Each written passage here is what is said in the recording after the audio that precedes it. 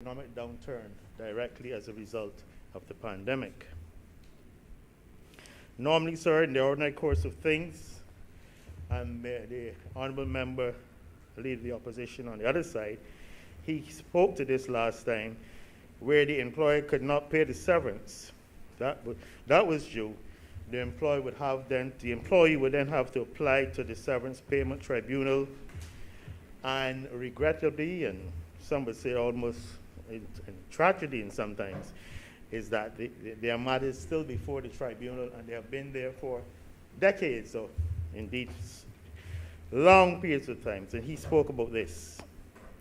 The government felt then and still feel that a truncated process was required as a matter of fairness to those employees who would now have to wait 22 weeks at that time before they could claim severance.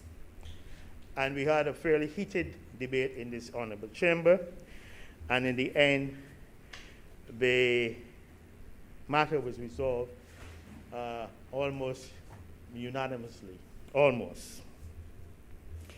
In that amendment to the Act, we therefore stipulated that the existing tribunal procedures were not applied to those cases. In other words, that people having to wait 22 weeks before claiming and then having to go through that process would not be really what we wanted. And then the Act spoke to the fact that the minister would instead make an order which would set out a truncated process for the processing and the hearing of the claims.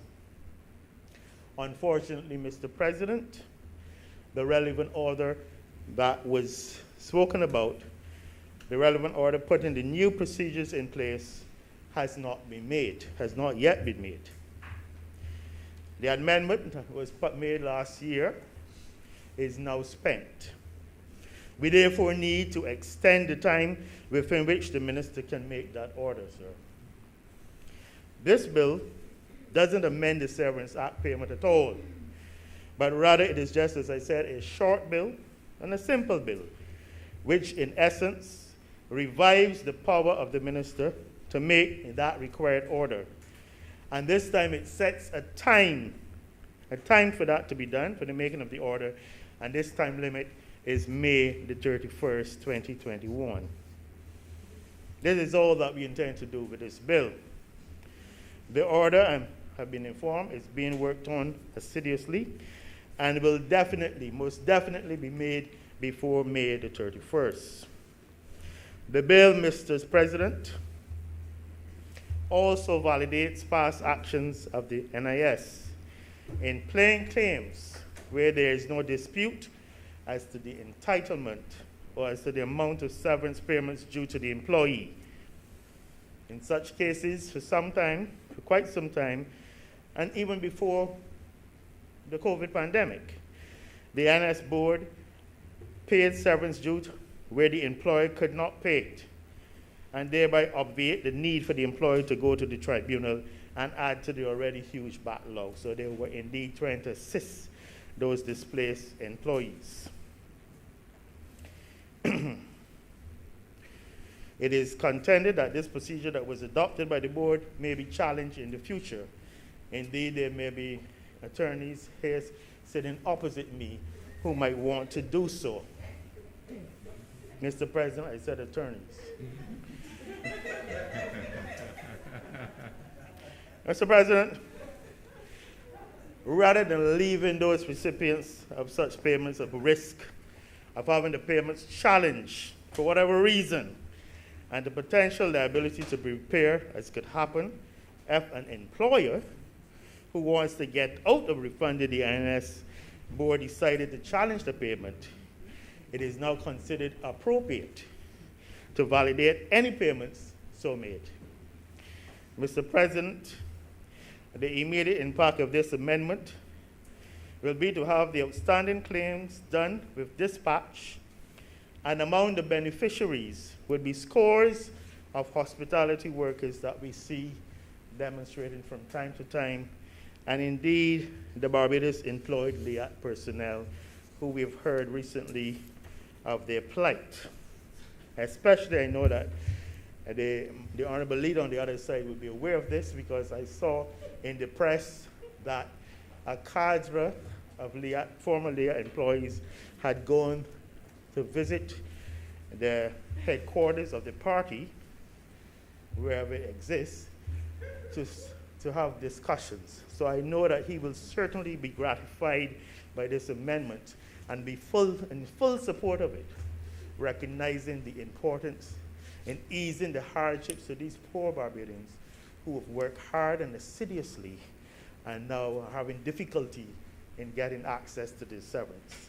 And we, Mr. President, are simply trying to assist in that process.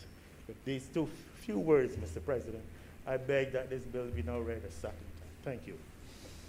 Thank you, Senator Walker. Senator Franklin. Thank you very much, Mr. President. I shan't be long. I recognize that Senator Walcott knows that they made a mistake, a very bad mistake, and I am not one for rubbing salt in wounds. But even though I'm not one for doing it, there are times when you might have to. And I want to start by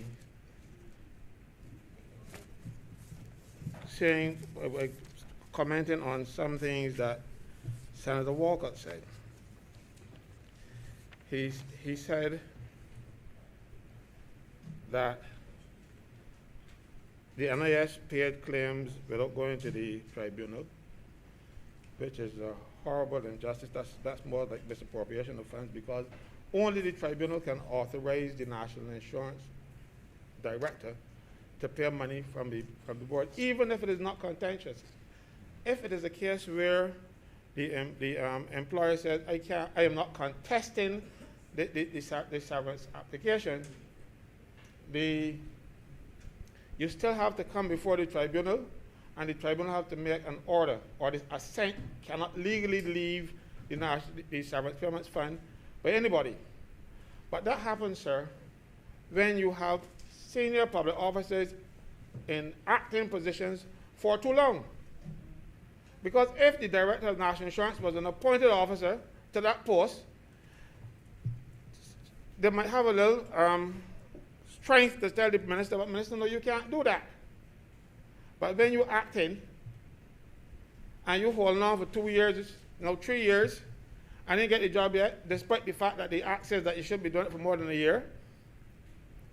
So minister said, pay them out the severance fund. You go and pay the severance fund, even though you had no lawful authority to do so. That is why even though this is not, I'll take a little bit of license, sir. Even though this is not a debate about the Public Service Act, it says to us that if the Public Service Act was implemented properly and allow officers to be appointed to these positions and don't have people in temporary positions at very senior levels, then we will have better administration. But people are saying, if I tell the ministers no, I might not act no more. So you continue to act, and you continue to take money without the lawful authority from the National Insurance Fund, not National Insurance Fund, sorry, Severance Payments Fund, without any authority in law, or even in common sense. But, so I just wanted to clarify that point with Senator Walker. They had no right taking it out. What bill? And he says that it does not amend the Severance Payments Act. Sir, Senator Walker is not reading the same piece of legislation that I am reading, because it is saying here at Clause 4, correction of error in Severance Payment Amendment Act 2020, Act 2020 number 15. Clause 4. So this is what you are actually doing. You are amending a piece of legislation that is no longer on the books in Barbados because the Severance Payment Amendment Act 2020 had a very short life. It's from the 1st of June until the 31st of July, and then thereafter it is spent. You know, I understand that the Minister of Labor is a minister of religion, you know, and he would be familiar with the story of when Lazarus died about 5 or so days. You know, the master came and he said, Lazarus, come forth. But this thing they died for nearly a year. And they want to revive it. They want to be better than Jesus now? No. No, I'm serious. The thing dead. You cannot revive the dead. After 5 days, Jesus fixed up Lazarus. But no, this thing died the 31st of July, August, September, October, November, December, January, February, March, April, May. That's 10 months. This is skeletal now. So you can't revive it to fix it. So if Samuel Walker would graciously say that they would withdraw this thing and let me go home, I can sit down. Because there is no way. Mr. President, I raise on a point of order. Yes. I really Senator. didn't want to interrupt the member since he's reflecting on what he learned in Sunday school. But the member is misleading the House. The minister, Mr. Chairman, Mr. President, under the provisions of paragraph 2G of the Severance Fund, Delegation of Functions Order 1973, delegated to the National Insurance Board the determination of applications by employees for payment of severance. So I think that the member is misleading the House to suggest that the minister and by extension the board does not have the authority to pay severance payments to employees. He's misleading the House, Mr. President. Thank you very much, Senator Senator. Sir, I don't want to tell her that she's wrong and you- waste time on it because I might run out. That's But all. she obviously doesn't know what she's talking about. The minister is the person responsible for the severance fund. Severance money is not national insurance money. But we had a structure in national insurance. So rather than create a new severance department and do that, the minister delegated the power to the board to administer, not to pay out, because the board does not give a judicial decision. And severance and matters from the tribunal are actually quasi-judicial decisions. These people go before the governor and take an oath to administer, and ask one of the chairmen here if they don't have to go and take an oath so that they can issue decisions, because you are ordering people to pay money.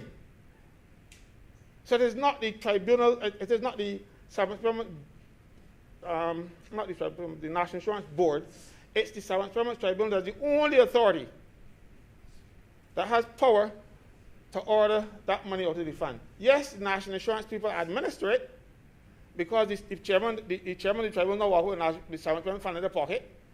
So they actually do the administrative work while the Severance Payment Tribunals do the judicial work. Because look, sir, if an order is made against you to pay money, you don't have it or you don't want to pay, the National Insurance Board will pay that money, and then they are empowered not to go after you as the person who has a judgment against you. That is why you see, I don't understand why this government is making this kind of mistakes. They don't know what they're doing. Because I've seen in the newspaper where the minister himself is saying that they are going to go on, that the National Insurance will pay, the Minister of Labor, that and they will go after the employers. You could only go after the employer if there is a decision against him. There's none. Because according to what Senator Walker just said, and according to what we said all last year, you remove the tribunal from hearing these matters. So there is no longer a judicial body to give you a judgment. So having not gotten the judgment, what are you going to enforce? Right? So I don't mind people interrupting me, but interrupt me when you're right. You know? So as a result of all of these things, you know,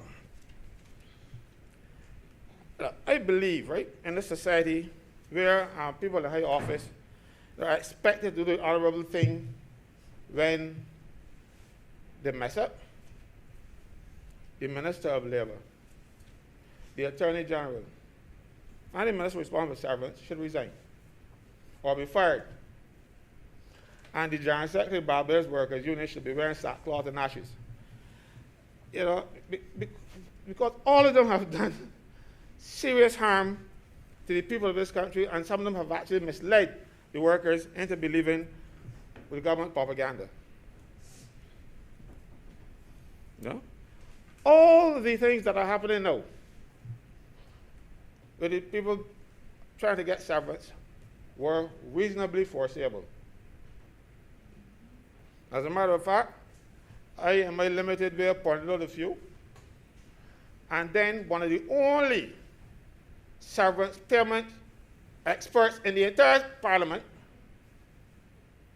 got up in the Senate and told them that they were also wrong. Don't listen to me because I'm in the opposition. You don't want to hear me because I might be misleading you. But listen to Senator Tate for Hannah Axe to grind. Senator Monique Tate stood up after me in the Senate and pointed out where you were going wrong. You think we would listen to her? She's the expert in severance thing. She's one of the, as a matter of fact, she's the only one in the entire Parliament. I'm not an expert, I know a few little things, but she's the expert on it. You don't listen to the experts? She chairs one of them. There are four. She chairs one. I don't care who selected her. She's done it well, and she was doing it before you came into office. I have appeared before on a few occasions. And that's why I can commend her, because she handles it, she knows what she's doing. And she was telling you what to do, but you ignored her. Yeah, you ignored her. When I say you, I mean your government. You ignored her to your detriment. And now you are here embarrassingly coming before us like snow, with tail between your legs when she messed in the house. Because you did something wrong.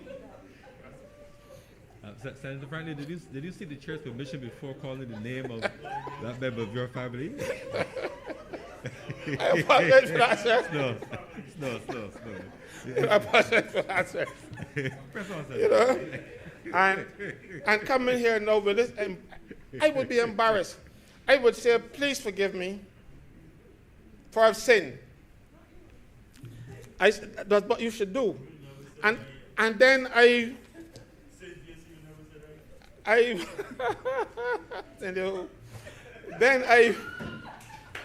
then I would say, look, I'm not going to say anything more, because they realized that they were wrong.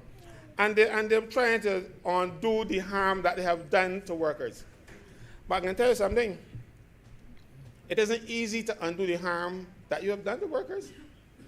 You took the Severance Payment Act, made some amendments so that people will not be able to claim severance, not after 13 weeks anymore, but after 22 weeks. And then after these 22 weeks, you came up with something called a BEST program. It's the worst program possible. And that there was also in an effort to stop the workers from claiming their severance. You tell them, oh, you will remain in jobs, you know, and you will get 80% of your wages. First of all, government can't tell an employer to get about 80% of wages, because if you give me less than my contract sum, you just dismiss me. That people don't know, so people take the 80%. But worse yet, they actually took the money and did whatever they had to do instead of paying the workers, because some workers get 2 and 3 days.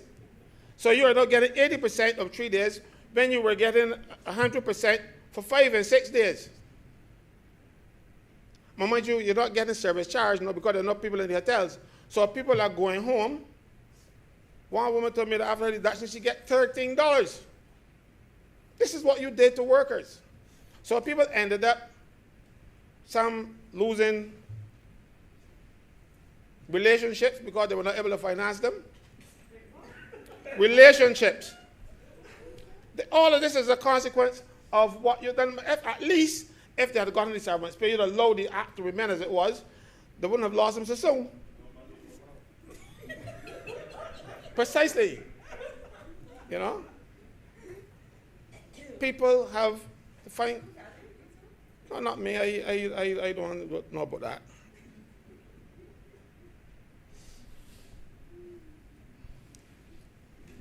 But you came up with this idea all in an effort to take some pressure off the people who had money. I well recall one hotel property had enough money to pay the severance pay. And they were paying it in 2 tranches. But when they discovered that the legislation was so flawed that they didn't have to pay, they didn't bother to pay the workers, the next set. Sir, I must, well, since Senator Rogers confessed to them, I'm going to confess now too. The workers came to see me. I said to them, you are not members of my union, so I cannot call this, because I wanted a demonstration and go on strike. And I said, I cannot lead you because I will be breaking the law. I can only represent my members. But,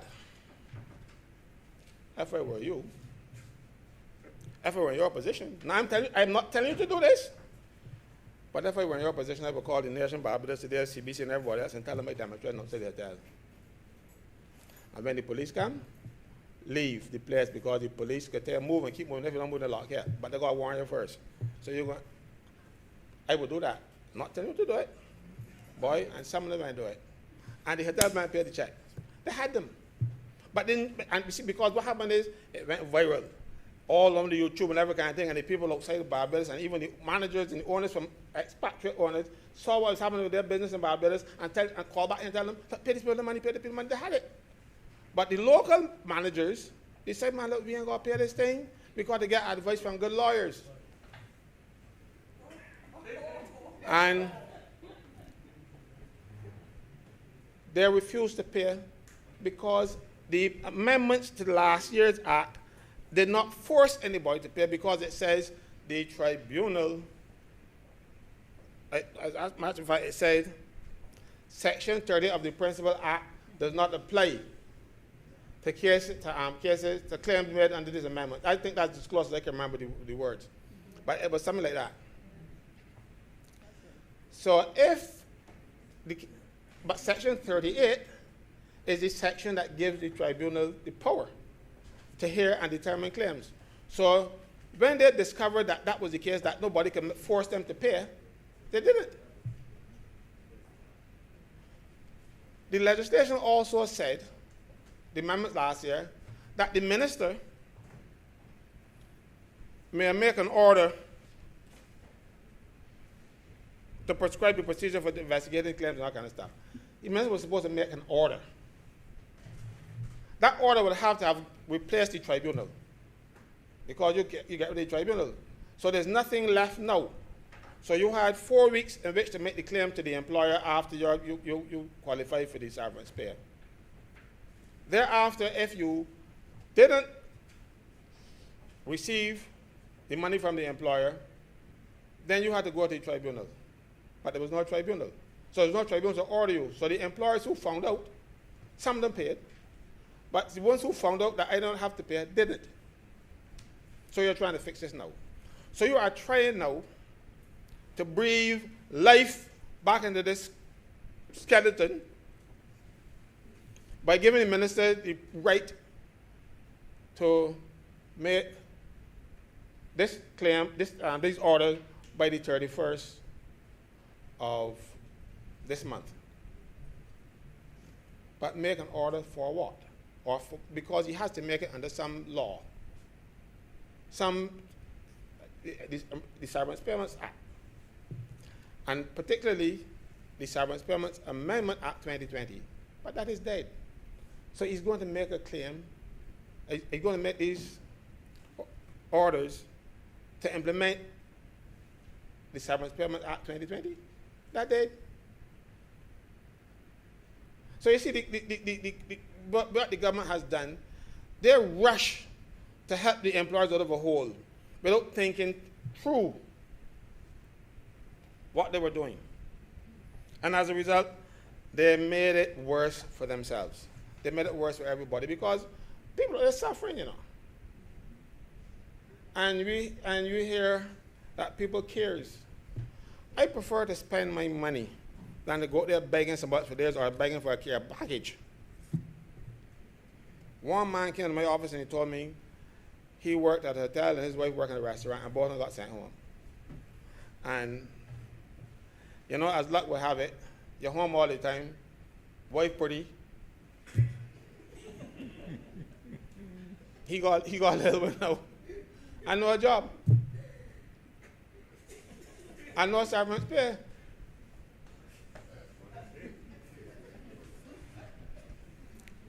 But that happens. You know, it's the natural order of things.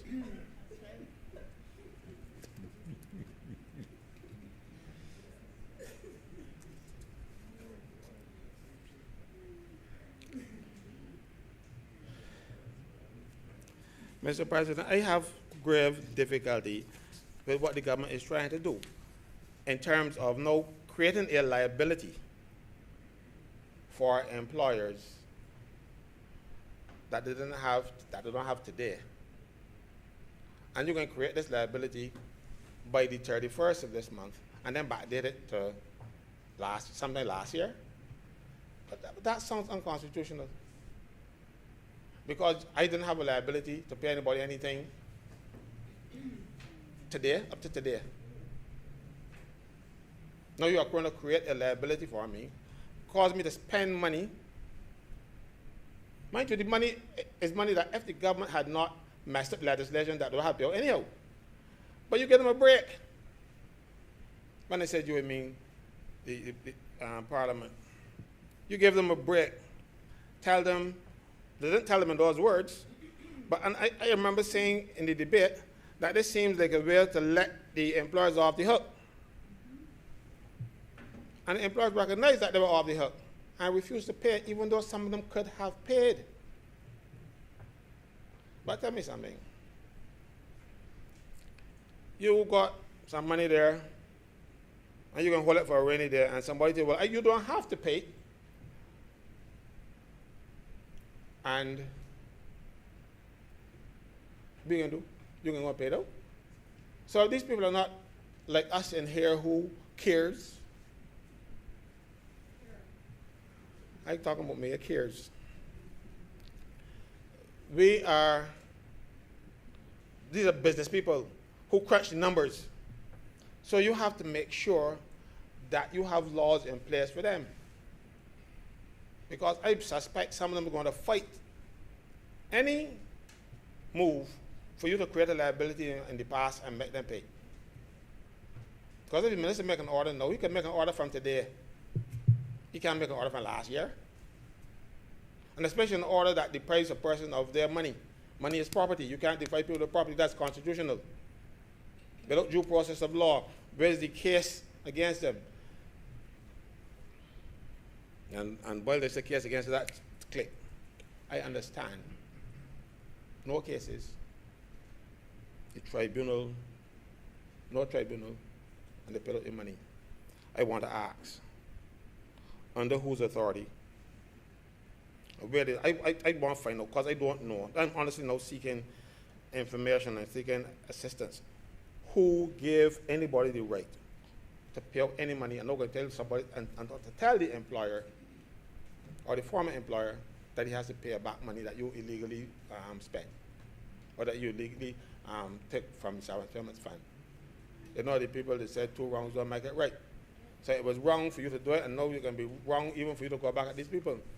And I said back then that this will become a liability for the government because the government has taken away that from the employer and didn't put anything in place.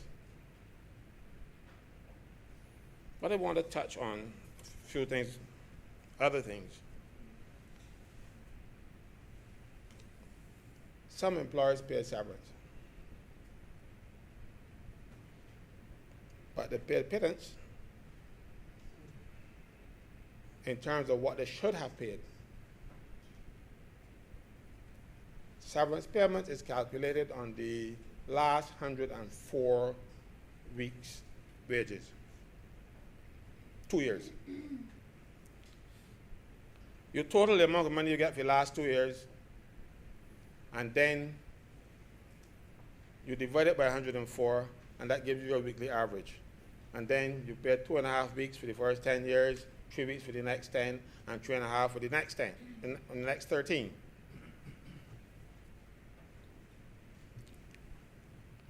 What some employers have done,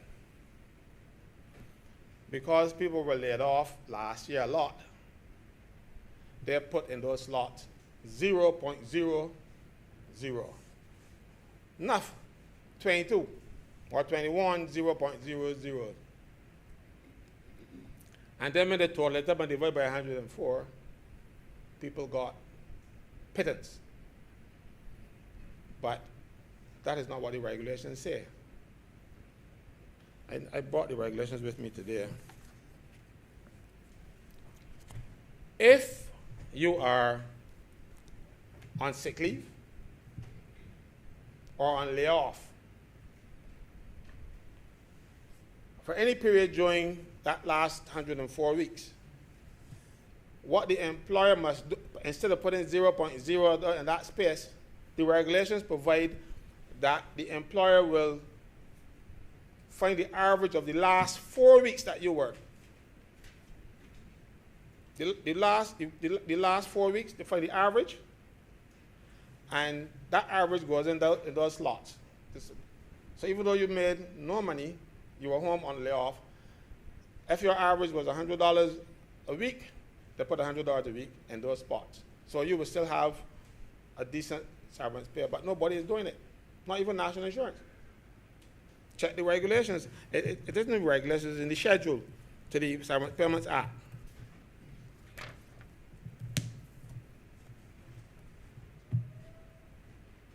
Yes, it says here, the second schedule to the Severance Payments Act, paragraph 5 says, where in any week the employee is for the whole or part of the week A, incapable of work because of sickness or injury, absent from work because of temporary cessation of work,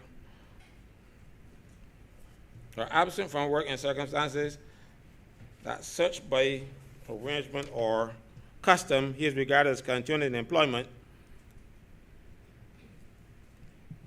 of his employer for all or any purposes that week shall, notwithstanding that it does not fall within paragraph 3, we'll go read paragraph 3 for you, count as the period of employment. So those weeks inside there, they don't count as employment. They don't count as, so you just not off and not getting the money. But what we have been doing is shortchanging the people, and everybody is doing it and happy, and the employers are now doing even dirtier. They are, even though they've put those 0.0s inside there when they shouldn't, they are giving people 20 hours, 21 hours a week. So now, for that, and they are giving, and because you can't go now and claim your severance pay because of what mess the government did to you, you go back to work, and you're working for pittance. You're working for $120 a week. So even after the third, so if you claim severance now, it's going back to 13 weeks. When those 13 weeks, you'll be working for $100, $200. People who are working for $1,000 some dollars a week, when they come, not only working for $100. So this legislation that we passed in 2020 did serious damage to the people who voted for you. But you said, give me the vote and watch me, and I hope they're watching. Because there are a lot of people out there that you're unfair, you know. You did some serious harm to these people Some of them lose apartments that they were renting. They had to go back home with their mother.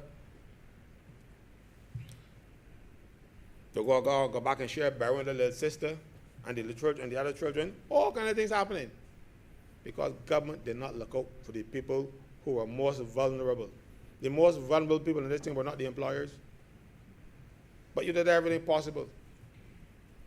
You tried to revamp the best program when the hotel people threatened to lay off more people if you don't release the conditions. Yeah, they had a meeting. I wasn't there, but I had a present. I had a present. So now you hear them coming back and saying, oh, they're going to fix the best program. No, they're going again to help the employer against the workers. Now let me tell you something. In the United States, they give them stimulus money.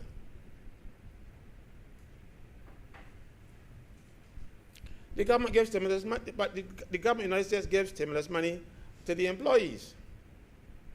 This government gave the stimulus money to the employer and let the employers administer it. So you know what can happen? The employers keep it for themselves and report a lot of nonsense to the government that ain't really true. And holding up on the pocket full of cash. And workers suffering.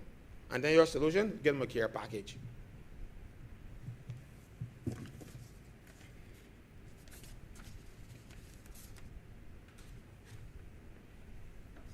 Only this morning, sir, I took up my newspaper. Well, it's not newspaper, no, it's Barbados Today. And I saw the chairman of the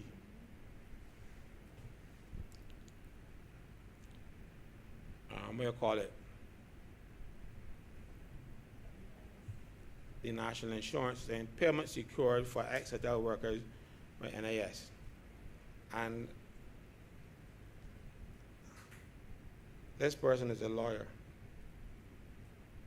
And everything that he said in this article is contrary to law. It's article by one gentleman called Kareem Smith, and it starts, the employees of Aqua Beach Hotel and Spa and the Hilton Barbados Resort have been given the assurance that their outstanding severance is currently being processed by the National Insurance Scheme. How can you process these things by the National Insurance Scheme and we are trying to pass the act to process them? This act, No, he quote the chairman.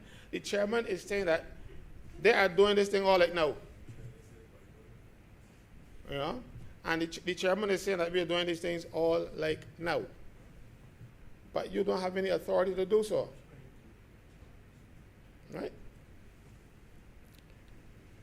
Ask for forgiveness. You know, ask for forgiveness. Tell the people of this country that we messed up. We did wrong. Come clean. Mr. President, you don't do not wrong anybody. He knows I don't mean you. So the government should ask for forgiveness for what it has done to these workers. What they did wasn't fair. And they knew better. They knew better because they heard from an expert telling them what they were doing was wrong. But what do? You ignore her. And now coming back a year after to revive the dead. I am still, I'm going to say the fifth time, you are trying to revive the dead. You cannot legally do what you want to do here. At least not in this way. You can't amend legislation that is no longer on the books. It is not there. What are you going to amend? But So if the government recognizes this and they say, well, they can stop now, I will sit down and you give me the assurance that we're not going to go back and come again. But what you need to do is to start rushing out, jumping to the whip of the people who you think matter. Because this legislation, I remember it was passed 1 week after a hotelier got up on Facebook and lambasted the government saying, I was promised that they're going to pass this thing in the House today, and they may pass it, so they're rushing to do a bill quick. That is why the same bill got so many mistakes. Short bill, too many mistakes. You talk out the tribunal, and then you still ask the tribunal to do certain things in the same bill. You say the tribunal can't deal with it, but yet still then you got certain sections you are saying when it goes to the tribunal, because you were rushing the crack of the whip from the people who matter to you.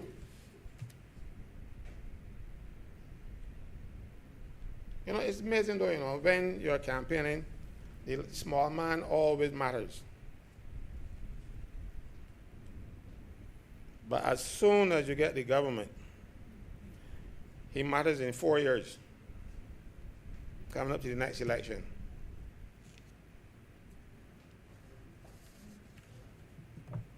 So, sir, I think I've said enough to point out to you that the section that deals with the validation of claims can't work either.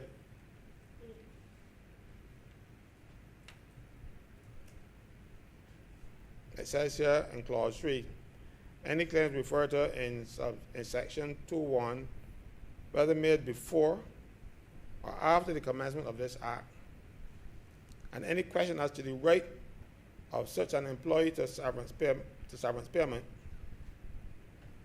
and to the amount of such payment referred to and determined by the tribunal pursuant to section 38 of the Severance Payment Act, cap 355A, shall be deemed to have been lawfully and validly referred, determined, and paid.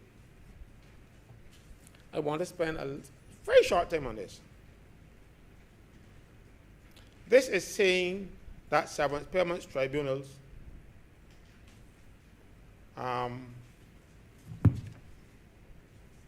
determined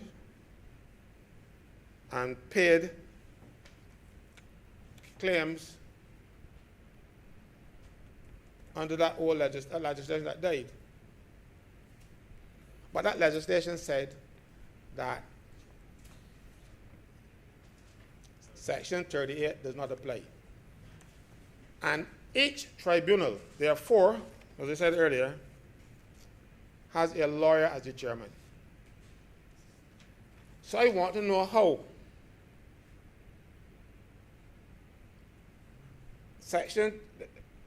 this particular section of the Act got past the chairman, that the chairman didn't know that he had no authority to hear and determine any claims. And now we are trying to validate them. How could there? This is as plain as the nose on my face. The tribunal can't hear these cases, so what about hearing them for? The Act said you can't touch them. That the minister can put something in place, which they never did. But then you still went ahead and pay the people money. In other places, that would be called misappropriation of funds. Right? Or embezzlement. I didn't say that earlier though. So how are we going to fix that? How are we going to fix that? You see, this administration rushes to Parliament,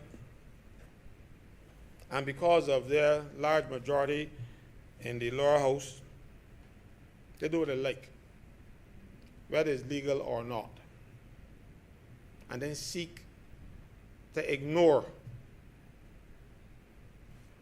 what the law says, because this is not what you want. Mind you, you can change any law in Barbados, know the numbers that you got. So I don't understand why you would go and breach the law so I'll call it violently, because it's done, it doesn't have any finesse. It's a brutish kind of thing. I call it more of a dictatorial type of behavior. I can do what I like. And this is what is happening in this country today. You need taking down, you know.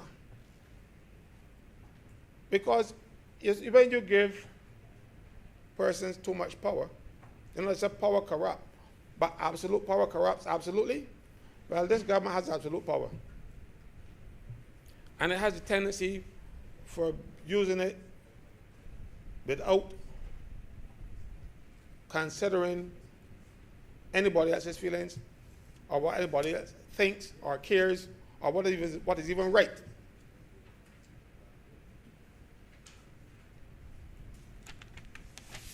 I still want to know how you're going to fix this legally. Because you can't ask the employers to pay the money because they can tell you no. And if they tell you no, you can't take them before the court. Because if you take them before the court, now we are having some nice decisions coming out of the court. She's just telling the government that they're misbehaving. So now you're going to have a problem. This is government's liability. Government got paid. But it shouldn't have been. They knew better. I can't even say it was deliberate. Because I'm sure if I said that, the president would call me to order. So I'm not going to say so, but I'm thinking it. You know the rules well. Yeah. And, sir, this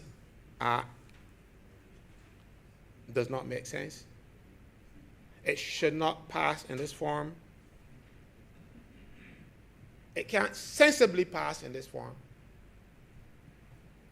But I don't want to accuse the government of having sense. So you will pass it. And then you can butt up on an employer or two who say, put me before the court, and owe you nothing. Because I don't owe nobody nothing now. You can make me owe them from tomorrow. All right? I hope that we never see anything like this again in this parliament during this session or any other session after that. The government used its majority with brutal force against the workers of this country, the people who are most vulnerable, because a lot of these people who work for a weekly wage or a paycheck are people who live paycheck to paycheck, you know. So when they miss one paycheck, people they're in poverty. So that severance pay that they were supposed to get, if the government didn't intervene to stop them, would have filled a hole somewhere, at least for a few more months. The last administration, when they sent home people, and they realized that there was no prospect for immediate employment, they extended the unemployment benefits from 26 weeks to 40 weeks. You didn't do that. You didn't care about the people you were hurting.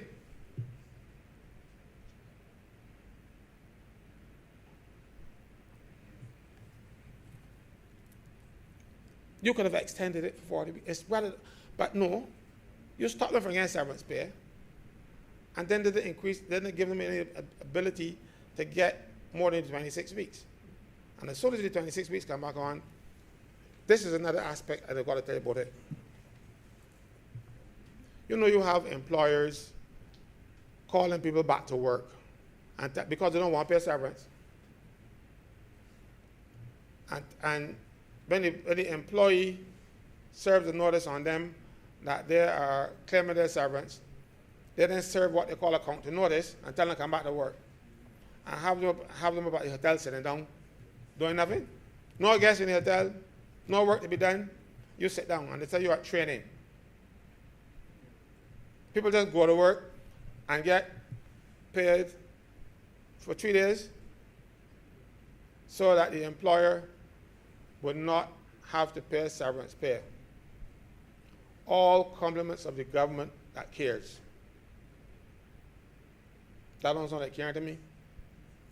And I'm not talking about one or two hotels. I'm talking about a lot of them. This thing is widespread. Like the Planet when they had the meetings at the, what do you call it?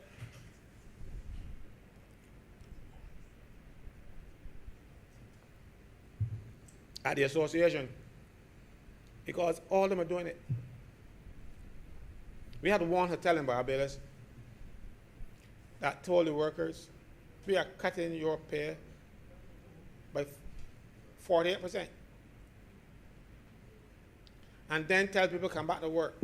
You had barmen painting, cutting down bush with the hedges and stuff, and people frightened to stand up for their rights. That is why I recommended the sackcloth and ashes for the individual earlier, because they misled those people too. This amendment in 2020 has done more harm. It is not something that a Labour Party would do. A Labour Party, by its very name, should be looking out for Labour. You were looking out for the wrong people, and you hurt. You devastated the poor, the working poor, and then get them a care package. As a president, I'm appalled, and they're trying to come here without word about apology. You know, you hear people talking about reparations and people should apologize for slavery and all kind of stuff. I ain't hearing nobody apologizing for this. You know, this demands an apology now. Don't wait 10, 15, 20 years down the road and look back and say we want to apologize for what we did back then. Apologize now. And sit down with me and others and let me fix it, because it seems as though the government has no idea what to do when it comes to dealing with the workers, and the regulations to deal with the employer. The only employees, they're only dealing with the employers. I cannot support a bill that is illegal. I cannot support a bill that is seeking to amend legislation that is no longer on the books. It is an amendment. Clause 4 says that you are substituting your words from one act and putting in something else. That is an amendment. Because if you did this now, you realize now that this section here, when you implemented it in the severance payment thing, don't make sense. LLB, I don't want one. I do a far better job. You know, I'll tell you something. I don't want to boast because they will come and beat me next time. I have not lost a case against any one of them yet. Yeah. But I have not come against them. So, Mr. President, this bill cannot pass or should not pass in this form. It is wrong. It's illegal. It makes a mockery of Parliament when you come and do something like this. You cannot, with a straight face, justify this. That is why in the lower house, nobody can speak on it. They were too ashamed. You know when you're ashamed, you do something. They were too ashamed to even debate it in the house. They let slide too fast and hope nobody would notice. And then put the poor leader up here to come and face me. Well, this is fast bowling. You can't face me on this because you won't got the bat. Might be yours.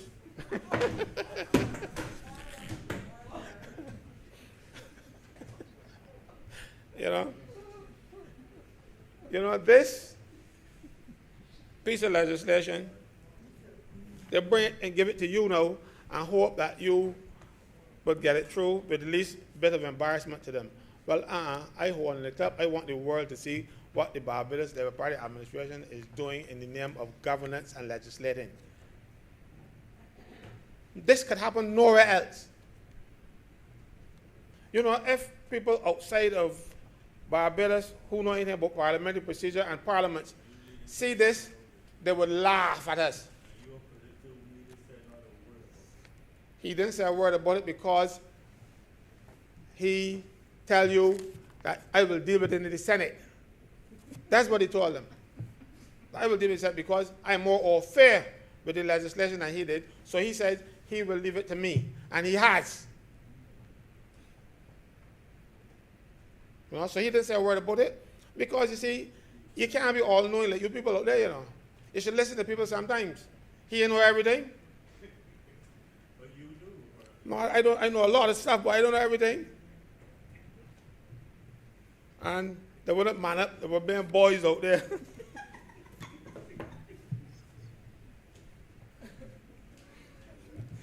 and he had to, you know. So man up on this one too. I admit that you were wrong.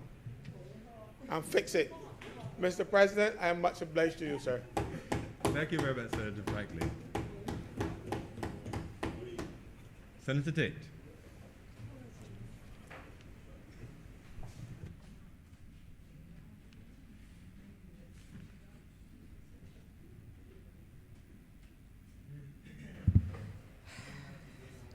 Thank you, Mr. President. Sir, before I start my official submission, I'd just like to say I in no way exchange any funds with Senator Franklin in relation to my expertise and how often he said it in this chamber tonight. Mr. President, this evening, as is my habit, as other senators will tell you, I am going to submit to you basically a tale of three pieces of legislation. The bill before the Honorable Senate, which in its full name is referred to as the Temporary Right to Severance Payment for Layoff or Short Time Procedure for Settlement of Claims Act 2021, which I will refer to as Bill 2021. Then, Mr. President, there is the Severance Payments Amendment Act 2020, which I will call the 2020 Act.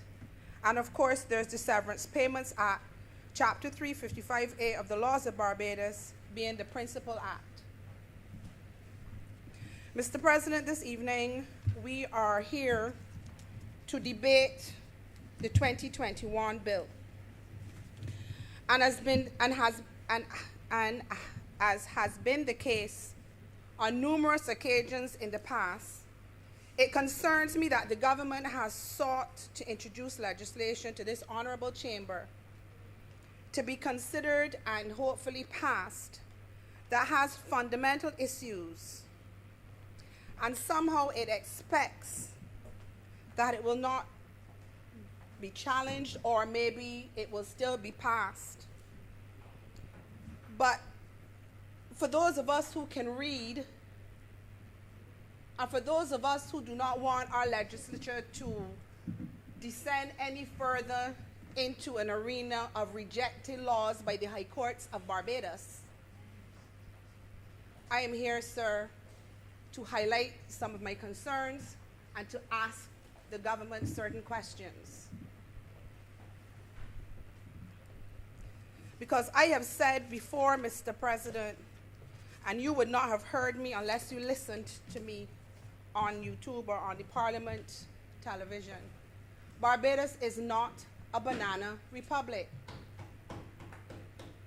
So when we bring laws to our various chambers, they need to be lawful.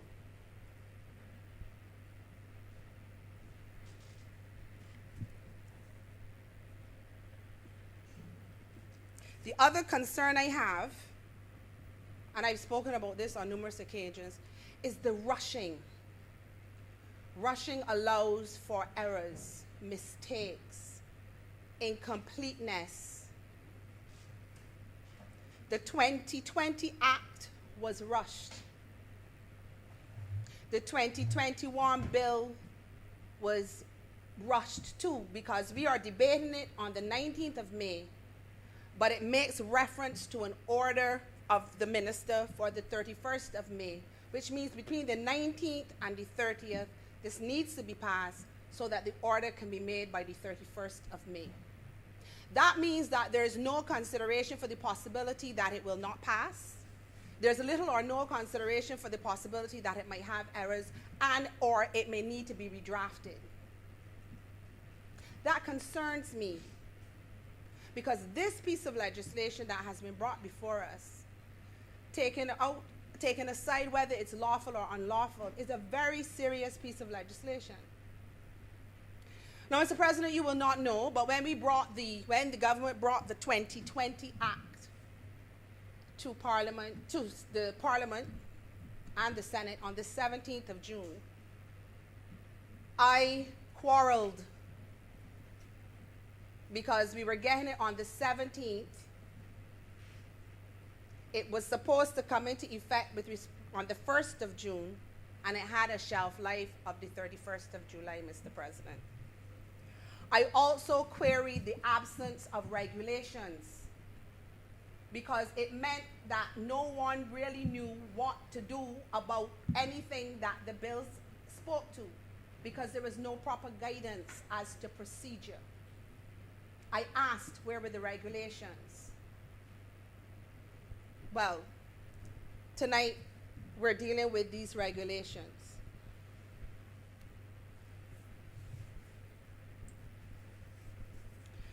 Mr. President, I tend to make direct reference to legislation when I'm making submissions.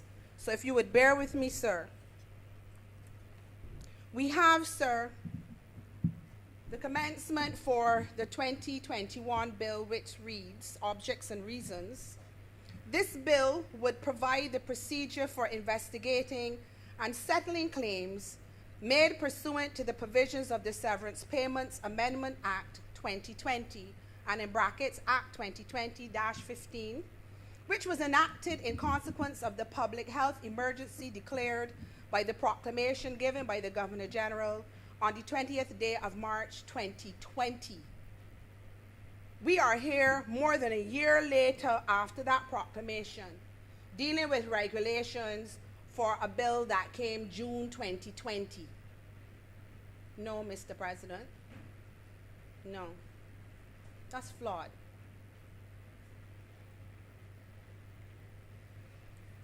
Now, if I turned to the 2020 Act, and I go, sir, to clause 6B as it then was, it says, the minister may, by order, prescribe the procedure for investigating and settling claims.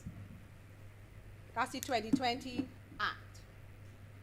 So we dealt with what the minister could do since the 2020 Act in June, but it wasn't done. I asked, it wasn't done. So my question is, Mr. President, by virtue of the fact that it wasn't done, is it that the government has time to waste, or is it that the plight of the numerous applicants who are displaced by either short time or layoff in excess of 22 weeks, their plight is not important? How is it that the government is only now getting around to dealing with the regulations that would make the 2020 Act functional and effective? Because one of the things that was peculiar about the sunset legislation, Mr. President, is that in order to qualify for severance, you had to satisfy certain conditions. In order to have those conditions satisfied, they had to be assessed. In order to do an assessment, you would have needed a tribunal.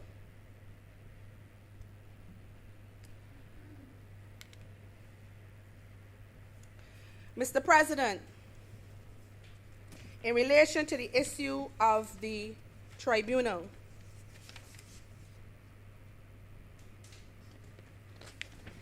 the Act of 2020 said at clause 6, as it then was, Section 38 of the Principal Act does not apply to claims made under these amendments. Section 38 of the Principal Act, sir, says, inter alia, any question arising under this act as to the right of an employee to a severance payment or as to the amount of a severance payment shall, in accordance with regulations made under this part, be referred to and determined by a tribunal appointed and constituted in accordance with the 6th schedule. So that section, by virtue of the 2020 Act, was deemed not to apply. So it stands to reason that a special tribunal was supposed to be set up to deal with the matters that arose pursuant to the sunset legislation. It is my understanding, Mr. President, that 2 tribunals attempted to hear matters, but determined that they could not do so. Other information from that department was that a special tribunal was supposed to be set up, and it had not yet been set up. So, how is it that we rush to Parliament, we rush to the Senate, and we have to pass this legislation because we're into the 17th day of its existence, and then almost a year to the day that it came into being, we are still without regulations? And it makes me wonder and begs the question if the importance of the 31st of May in the 2021 bill is to ensure that you have regulations in place before the anniversary of the date of the sunset legislation, which commenced on the 1st of June 2020. Is that the reason we're here rushing to get it done and happening by the 31st of May 2021? A year is still too long. That's why we're seeing people picketing outside. That's why we're seeing people picketing outside.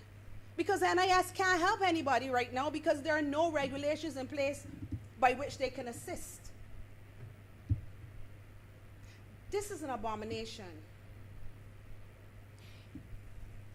You didn't have to listen to me, but you had a right to focus on your regulations. And the ministry that I believe that is responsible for these types of matters have more than one minister.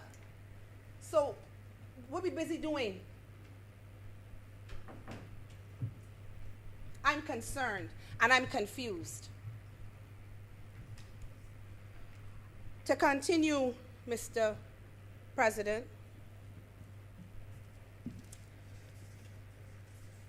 it is important to note as well, Mr. President, that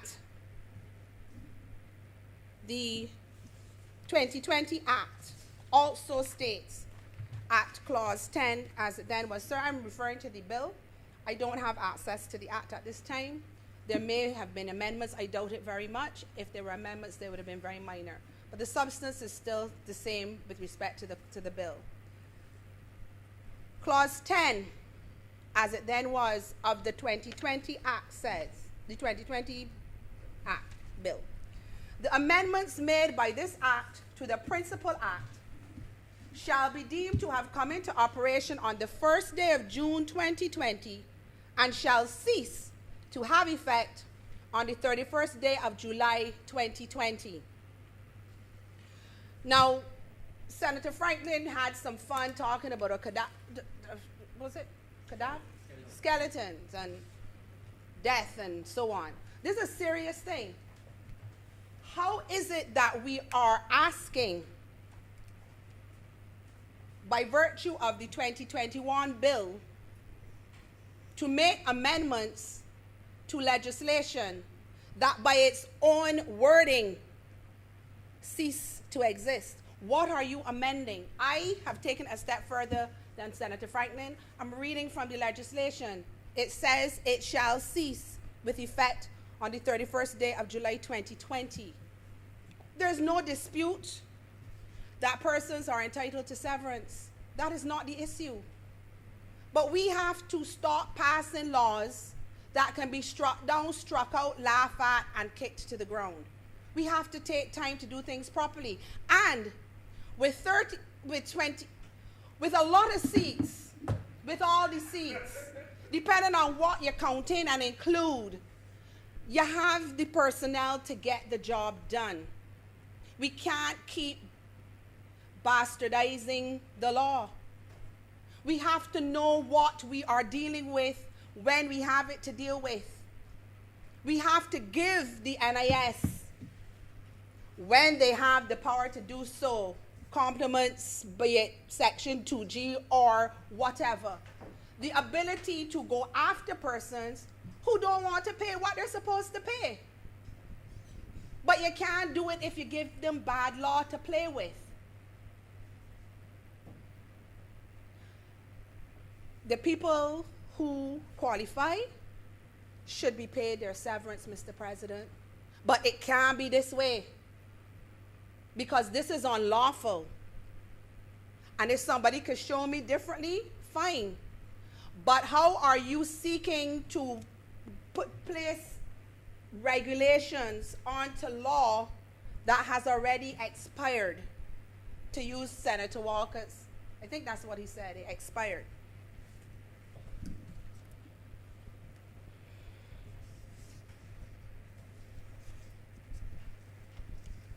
The other thing that concerns me, Mr. President, right?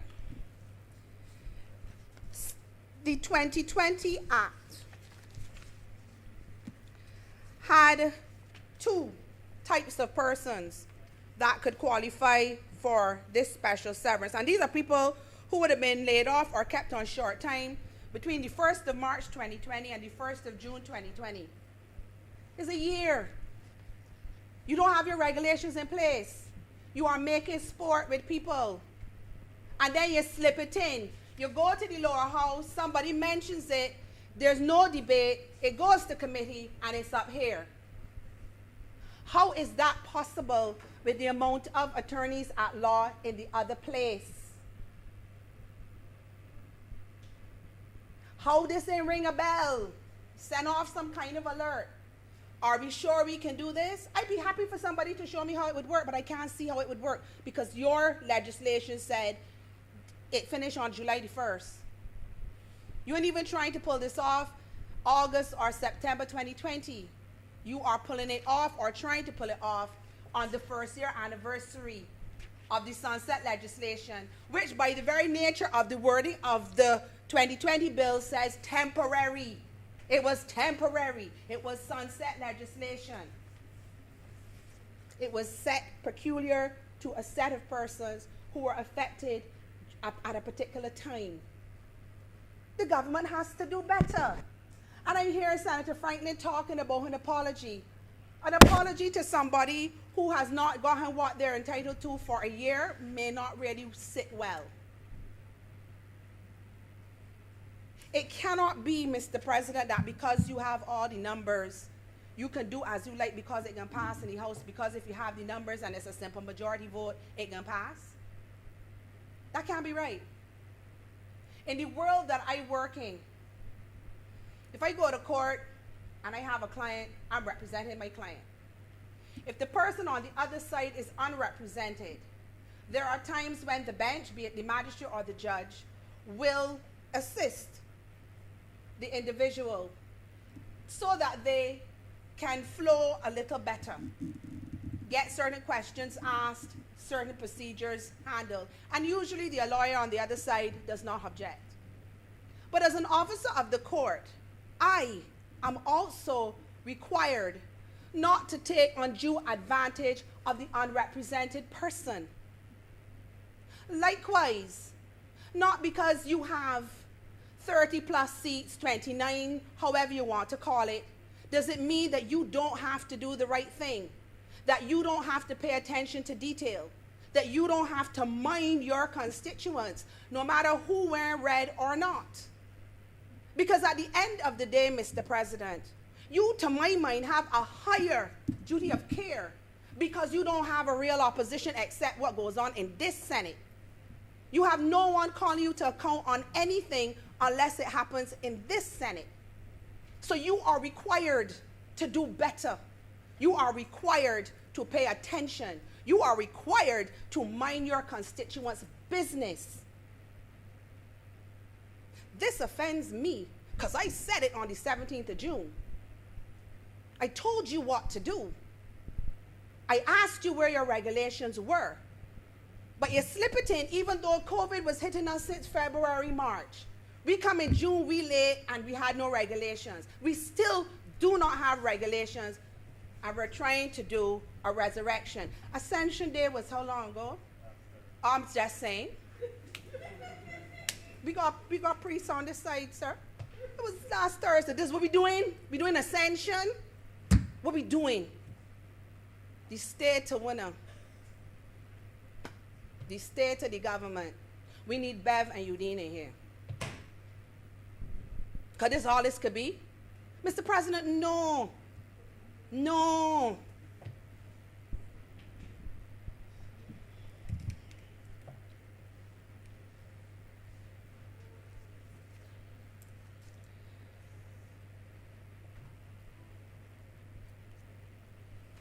Let's talk a minute, Mr. President, about this tribunal.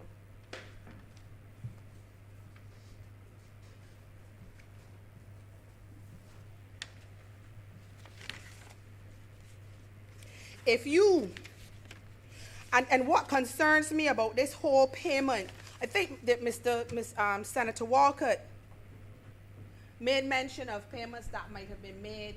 I stand subject to correction, but I believe he would have alluded to the fact that certain payments might have been made already pursuant to the 2020 Act.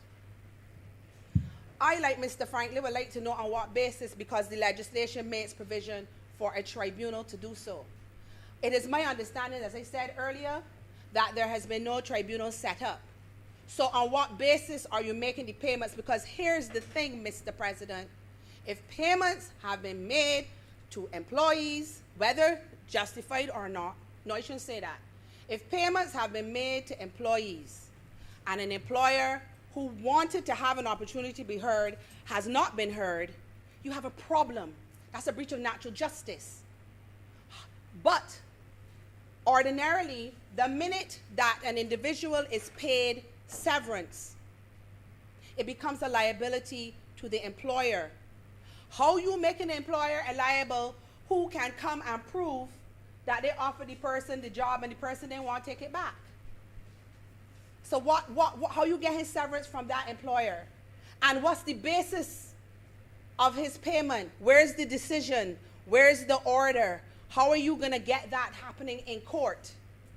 For you to recover the money that you're taking from the fund to pay people with a flawed procedure. Your validation clause tends to work when your legislation, when the principle is still intact. This government does a lot of validating. We backing. The Prime Minister says something in March. It's supposed to happen within 3 months. It's happening in 6 months, but we got a validation clause. So every piece of tax that happened beyond the 3 months, valid. I get it. That's how people run the business and the government. Fine. But how you validating something that you say finish? Mr. President, on the point of order, A point of what? the honourable member is misquoting me or miss. She's saying that I said that every payments were made under this act, as she would say, the 2020 Act. I said when I was speaking, Mr. President, that it is covering payments that were made long before COVID. These are things that go before this Act of 2020. That's all I said. Thank you, Senator Walker. But Mr. President, this legislation doesn't deal with the ones that were made before COVID, though. This legislation deals with the ones that are between the 1st of March and the 1st of June, the 22-week people. This legislation was done for those people who are about to run out of time because the Principal Act had severance for 13 weeks. After 13 weeks, if you're not called back to work, you're deemed to have been severed. This legislation sought to address that so that small businesses particularly, and businesses, because they couldn't call you back because we were in the throes of COVID, a lot of the hotels were closed. They added on the additional 9 weeks. So the ones before don't fall under this. The ones before COVID are covered by the Principal Act, Mr. President. This sunset legislation dealt with that group of persons. You get up so you can say it.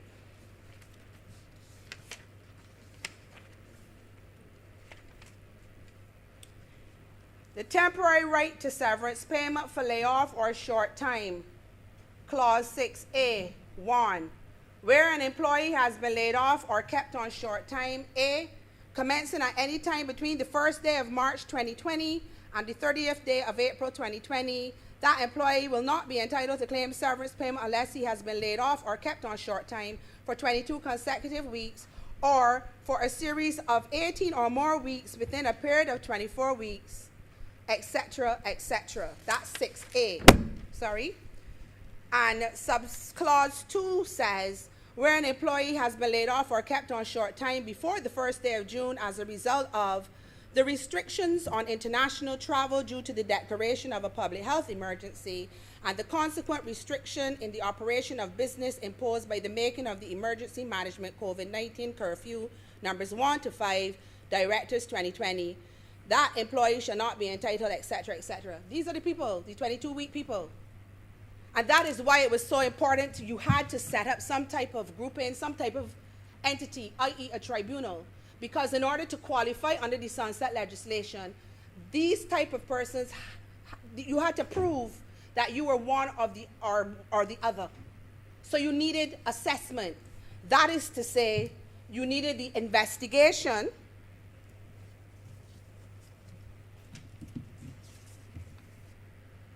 and settling of claims. Before you could settle, Mr. President, you had to investigate, because under the sunset legislation, you had a peculiar group of persons, not peculiar as in odd, but a special type of persons who were affected directly by COVID.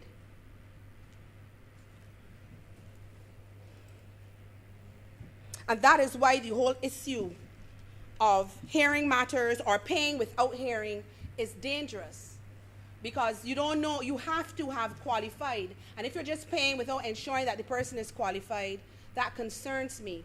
If there was a tribunal, if payments are being made, but all the parties are not being given an opportunity to be heard, I don't know if that's happening, but if it is, that concerns me. And I'm curious, Mr. President, as to how there can be payments if there's no tribunal established. And there can be no tribunal established because we know, looking to establish regulations that, among other things, would establish the tribunal. The duty of care must be higher because it is only you. It is only you. It is only the government. I do not believe, Mr. President, that this bill in its current form can stand, because it is seeking to give validity to that which has ceased to exist. I believe that fresh legislation, a new bill would have to be put before the Honorable House and the Senate in order to rectify the situation.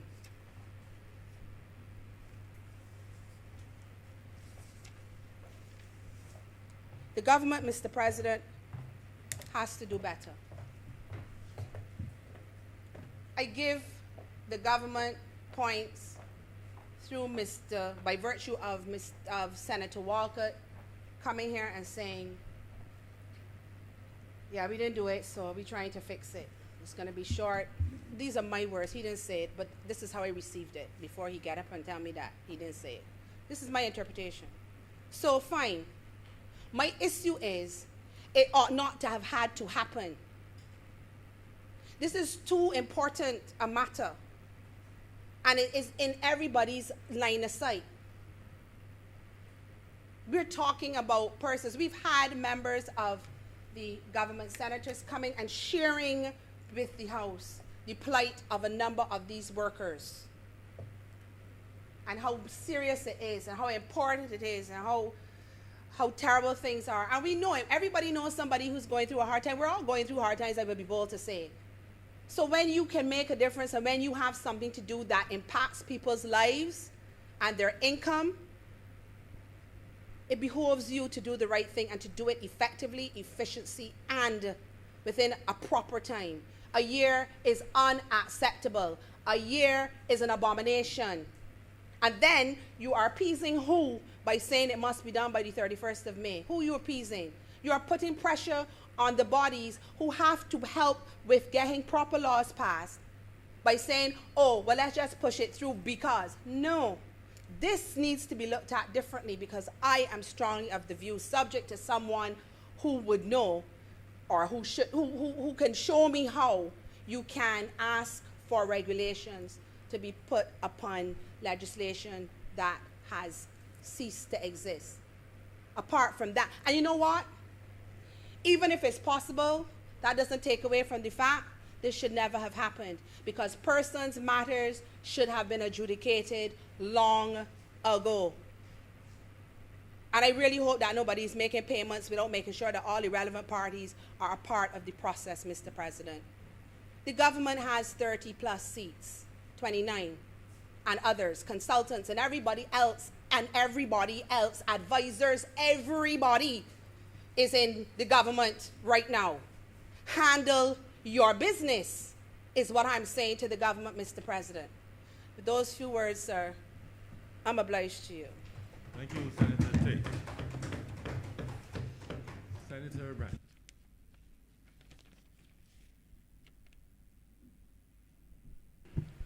Thank you, Mr. President. I really did not, sir, intend or expected that this bill would have required the need for an extensive debate. I must say, sir, that in a very simple way, when I looked at this bill, I thought that the purpose was to essentially ensure that a provision highlighted in the Severance Payments Amendment Act 2020 that had not been executed. The provision simply was in this piece of legislation to ensure that that action would in fact be executed. It was a matter, sir, that was debated at length in this chamber. It was a matter, sir, that was passed by this chamber. And unfortunately, as the leader of government business indicated, the action which was required in terms of the order being made by the minister was not done.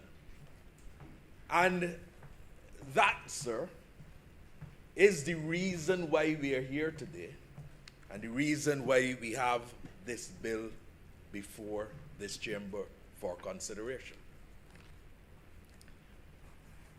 I heard some comments in this debate, sir, that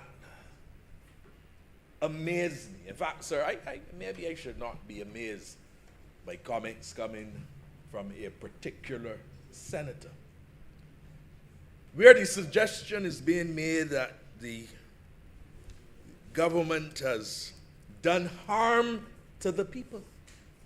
Where a suggestion is being made, sir, that the government used its majority against the workers in the country. When the reality is, sir, that the government sought through legislation to ensure that it could protect the workers of this country. The legislation, sir, was not intended to harm the workers or to remove the rights of the workers, but to protect, sir, the workers of this country, as well as to protect and to ensure the survival of those workers and the survival of businesses. Mr. President, when I listened to the contribution from Senator Franklin,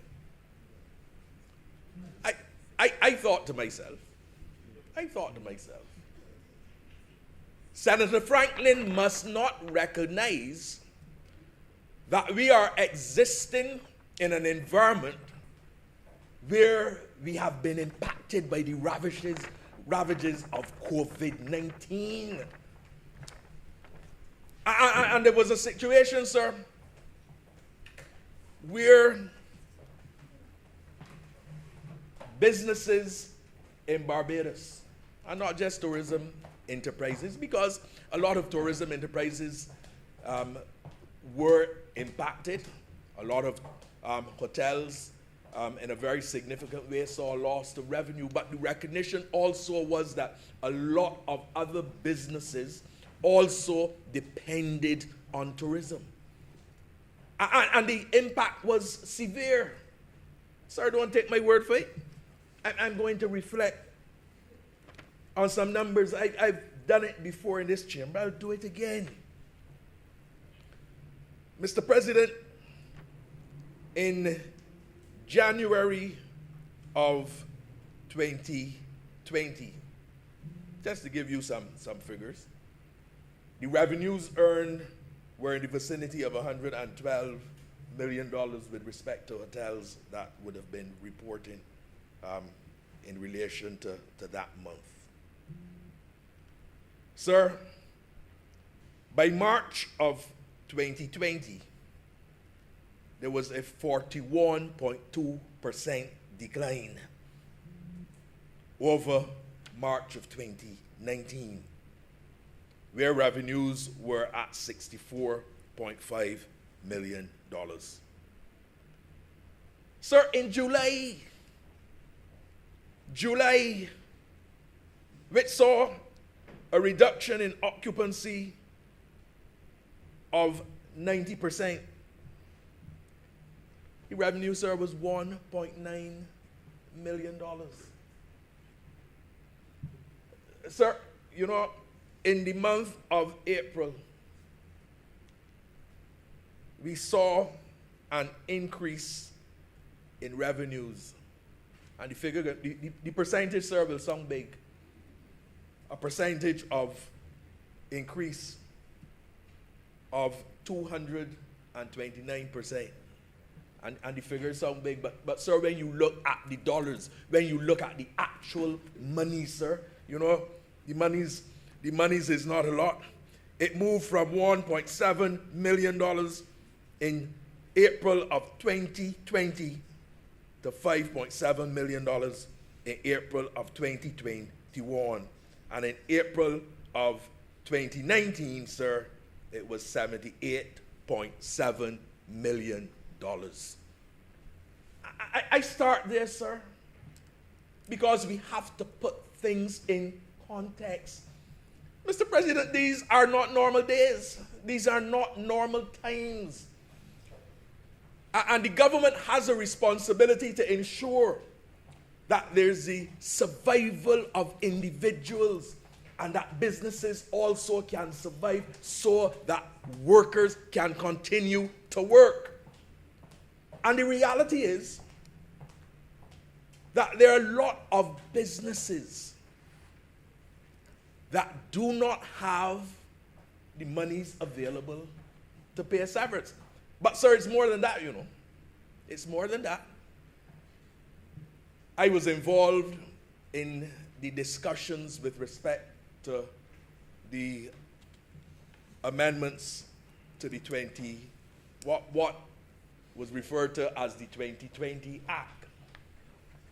And one of the things that was recognized was that facilitating severance would not necessarily be the answer, because persons, yes, could get what they consider to be a lump sum of money, but that money, sir, would not necessarily last for a considerable amount of time. And the recognition was that it was more important to make sure that people continued to work and to facilitate being able to get some money, even if it was not the full extent of what people got before, than to have this lump sum of money, sir, that would not last for a long time. So when Senator Franklin comes into this chamber and seeks to give the impression that the government of Barbados is doing nothing, or that the government of Barbados is instituting measures to hurt the workers, he is misrepresenting the truth, sir, because that is not the case. The government of Barbados brought the BEST program. The BEST program, sir, has as a fundamental aspect of it the re-engagement of workers. Any entity, any tourism entity that is participating in the BEST program has first to commit to the re-engagement of workers.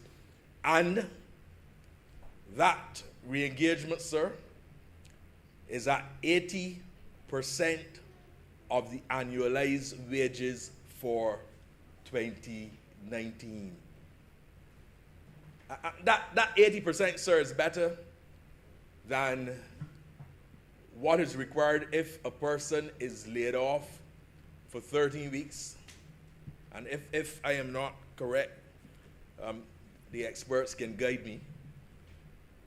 But when a person is laid off for 13 weeks and they are re-engaged, the obligation is that they be provided at least a minimum of 3 out of 5 days. That is my understanding, for a period of at least 26 weeks.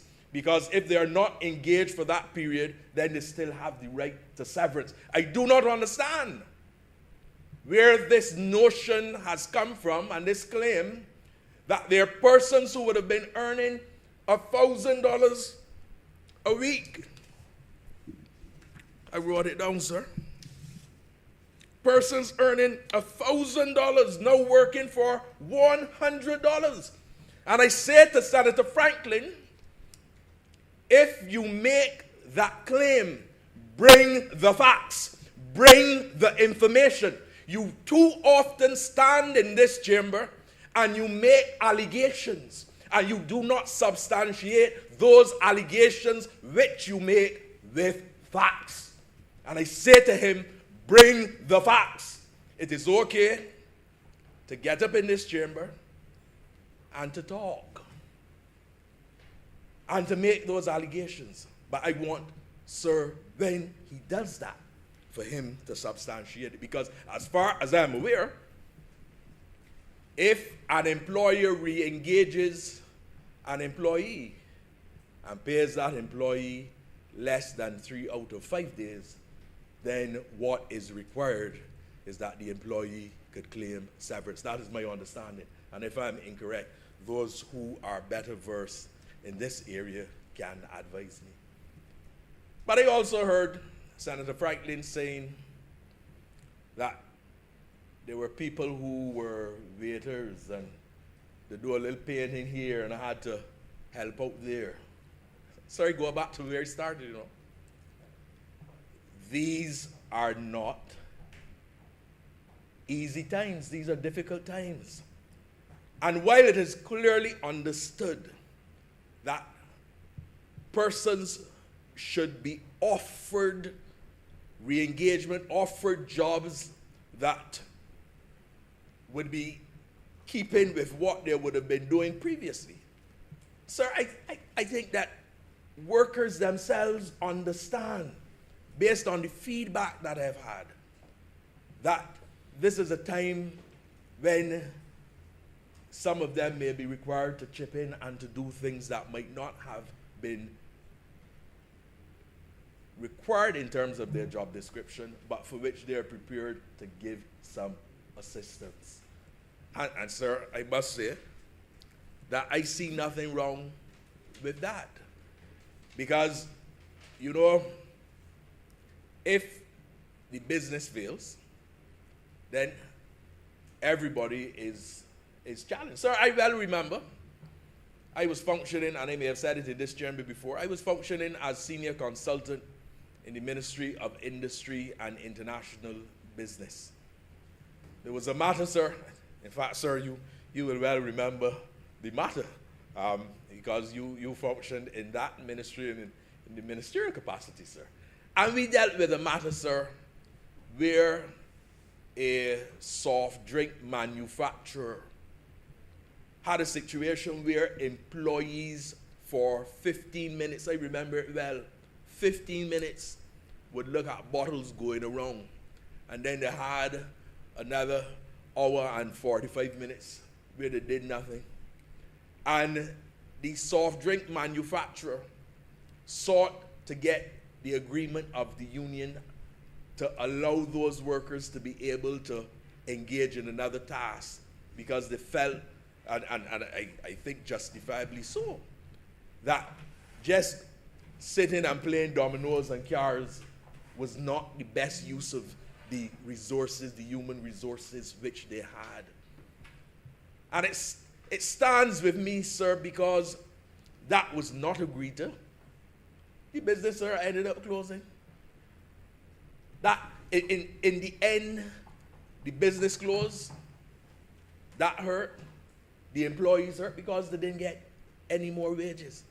And I'm saying to this chamber, sir, that at a time when we have this abnormal situation brought about by COVID-19, I'm saying, sir, that it's important that we do not act and behave as if these are normal times.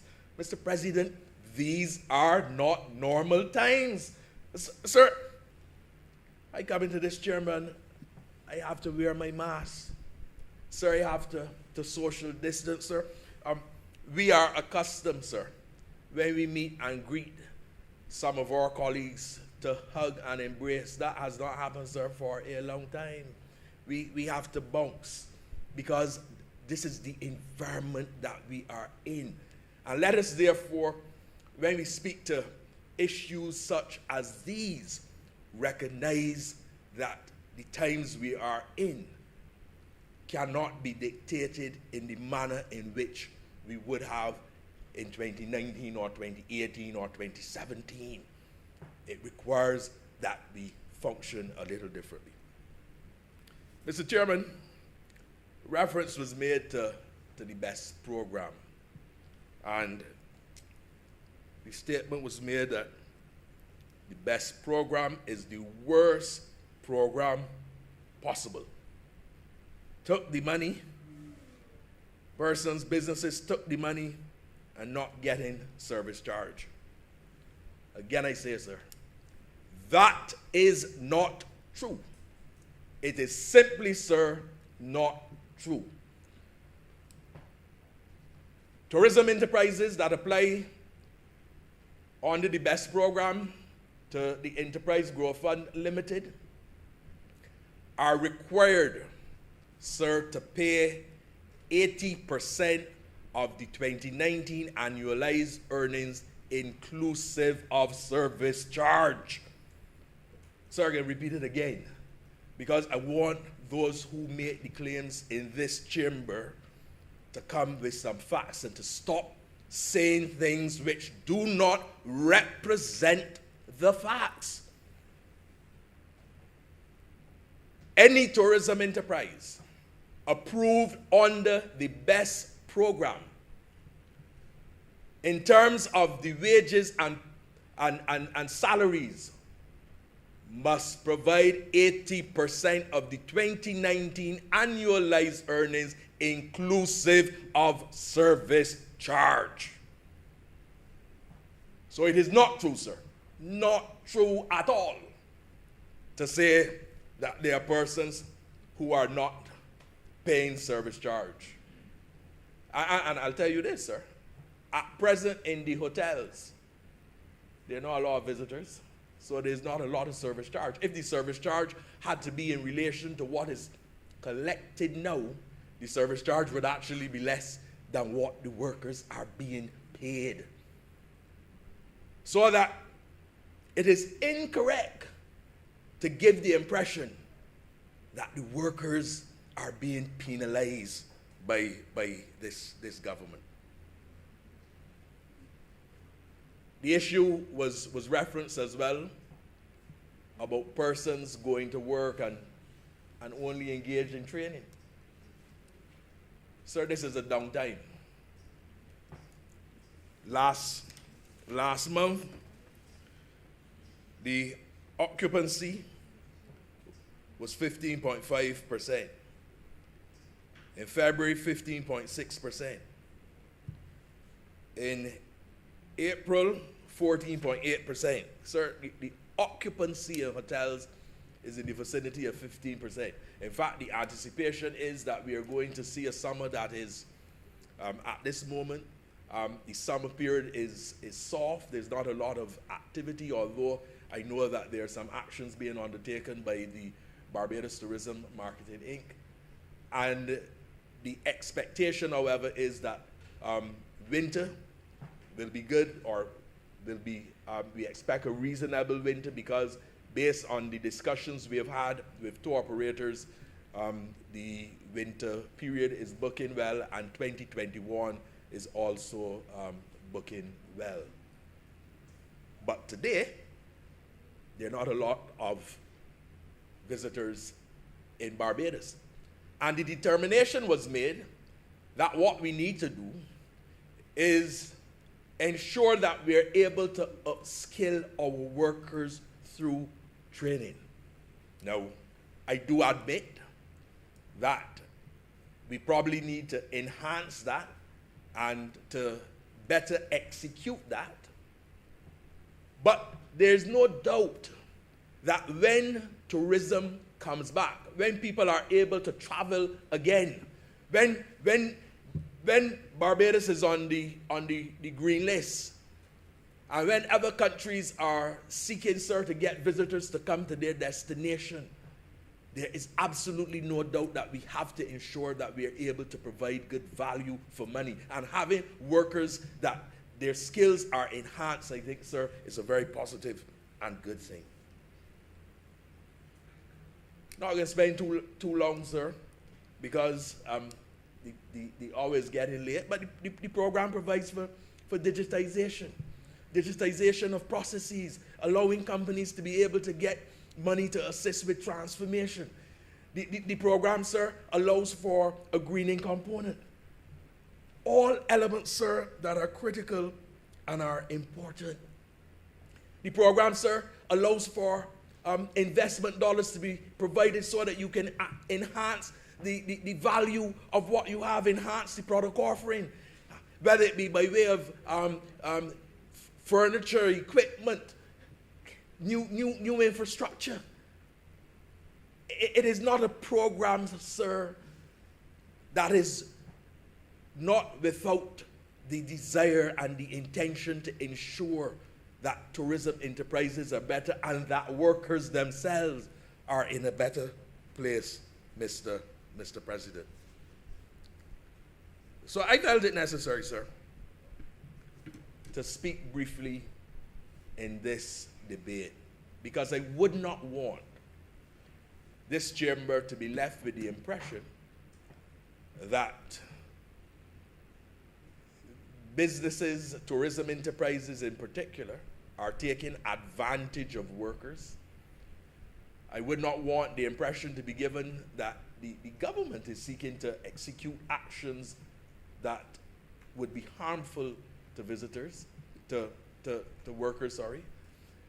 I would not want it to be accepted that there were workers getting $1,000 a week now getting $100 a week, because I have absolutely no knowledge, and if that is the case, I would want the facts, sir, to be brought to us. So, sir, I end where he started. To me, sir, this bill is a simple bill. A bill to ensure that an action required under the Severance Payments Amendment Act 2020, that action is executed and that we are able to fulfill the obligation as required under that act. And I believe, sir, that on that basis, that we should all support this piece of legislation. I'm obliged to you, sir. Thank you, Senator Grant. Any other speakers? Senator Hunt.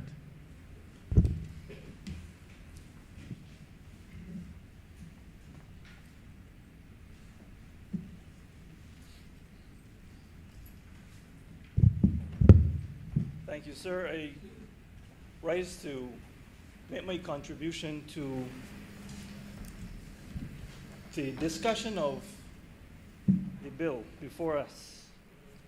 Being the newest member of this chamber, I did not have the first-hand benefit of having been present 1 year ago when the Severance Payment Act was amended, which amendment is the reason why we are here at this hour. In matters like this, context is always important. So I believe I had to do a bit of preparatory work beyond which my colleague senators had to do. I think that's foreseeable. And the journey to this moment, it caused me to, in my search for context, to doubt myself, to doubt whether what I was reading, to doubt whether my understanding of what I was reading in this bill was accurate. One plus that came from that exercise is it reminded me of one of my favorite poems by Robert Graves, which I will not rely on my ability to recall at this time, and therefore would crave your indulgence if I lean on the help of technology. It says that he is quick, thinking in clear images. I am slow, thinking in broken images. He becomes dull, trusting to his clear images. I become sharp, mistrusting my broken images. Trusting his images, he assumes their relevance.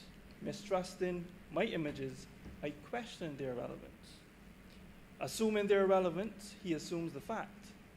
Questioning their relevance, I question the fact. When the fact fails him, he questions his senses.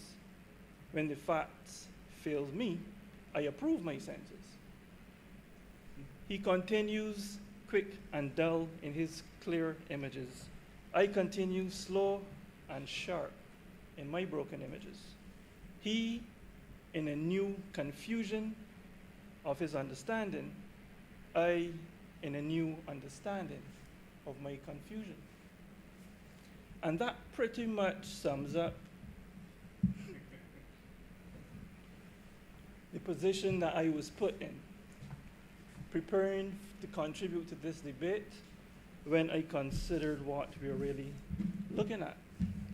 Now, I have enjoyed the contributions made by my colleague senators today, and at this point, I am happy to be able to benefit from contributions made by some of them because there are overlaps in what I had prepared to contribute and what has gone before. So I need not belabor certain points. However, there are some things which I believe are so important that they need to be repeated.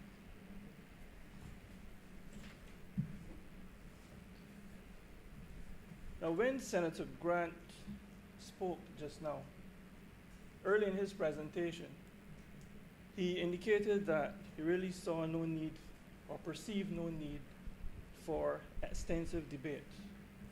And then he listed the reasons why that is his perception.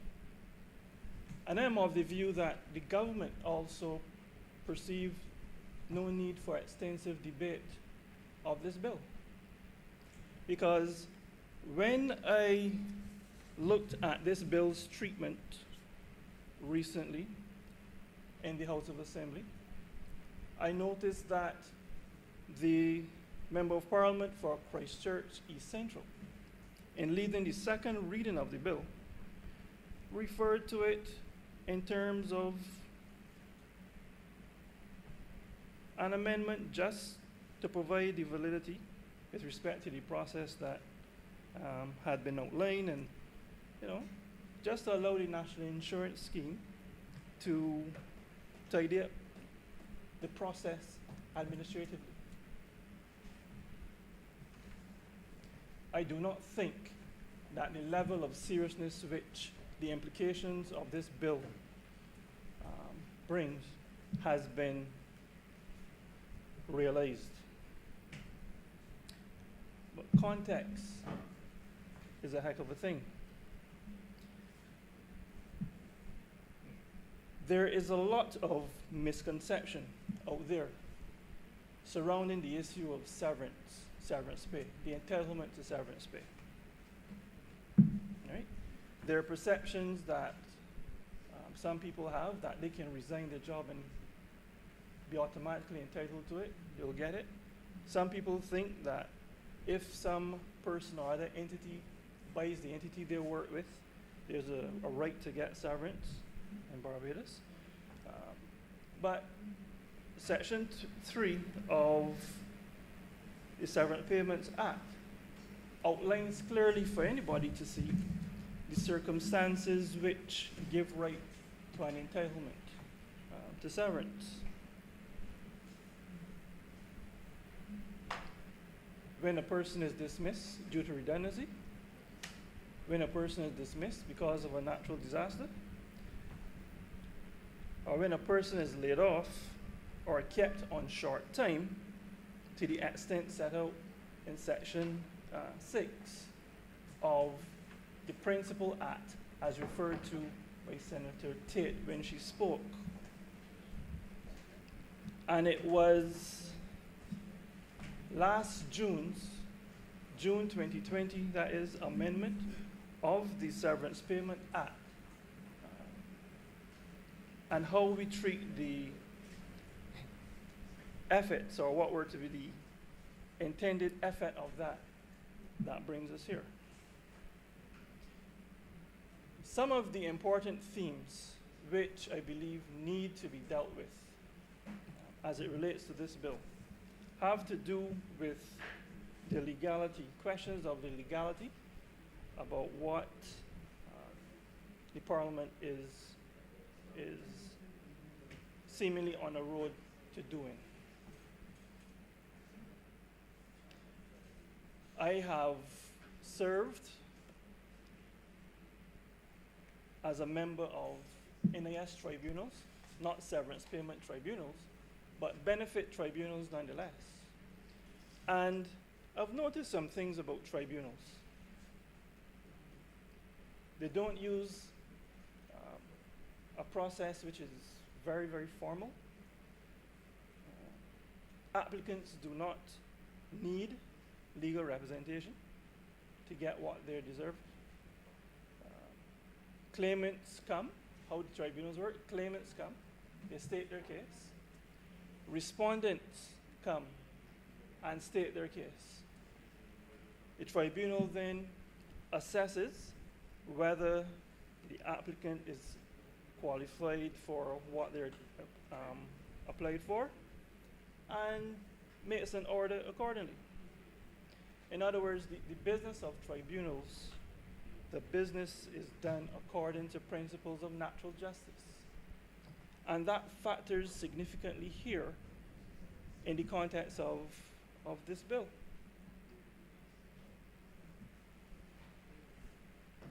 Because it is on the basis of tribunal decision that an employer is made to know whether he has culpability, whether he has liability, or not.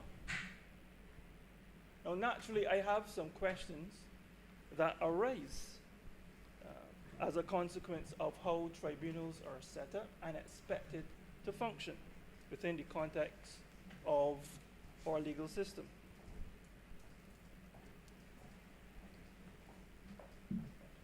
I noticed that when the 2020 amendment was debated, both trade unionists present in this chamber agreed on a number of things. One of the things that was mentioned by one of those trade unionists was the impressive extent to which the government had been communicating with the public. Nobody can fault the government as far as its record on communication goes. In fact, feedback from the public has sometimes been along the lines that government is not communicating, but that government is communicating. That they're hearing the same thing too often, or hearing the same people too often.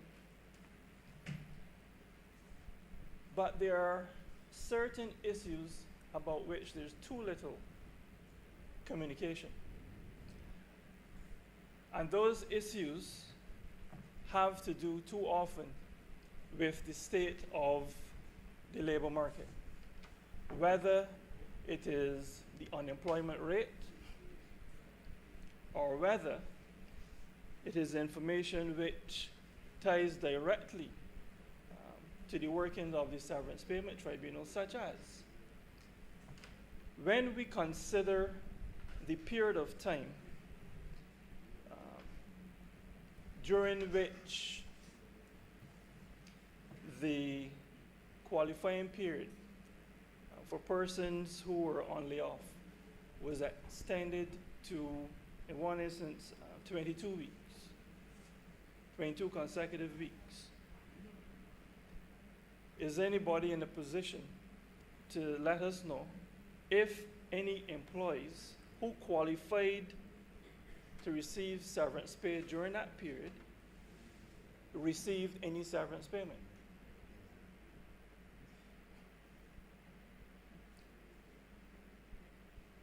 Now, to me, the significance of that is this. If I am an employer and I had laid off staff for 22 or more weeks, I would be interested in knowing if a decision was made that those employees are entitled to receive severance pay. I would especially be interested in knowing if that happened through some means, via some forum that I was excluded from. Because if the tribunal was not empowered to meet, to hear such applications and to make decisions, on what basis would such a consideration, a determination have been made? And it had been said all over that the government was intent on making sure persons who are so entitled receive their payments. And the expectation was that the NIS would then seek to recover what was paid out from employers. Now, if a decision such as that, which was adverse to the interests of an employer, was made, can it stand in law?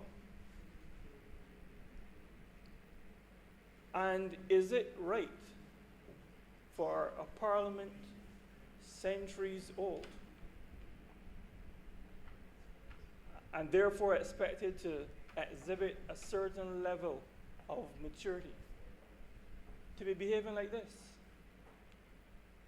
Clearly, it's a rhetorical question. The answer is no. Now,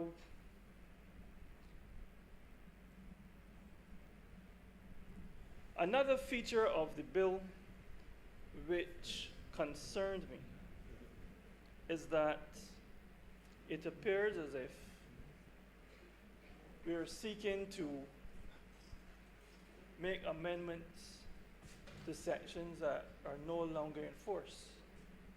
And they're no longer in force because they were sunset provisions. And once a certain time on a certain day passed, they no longer were effective.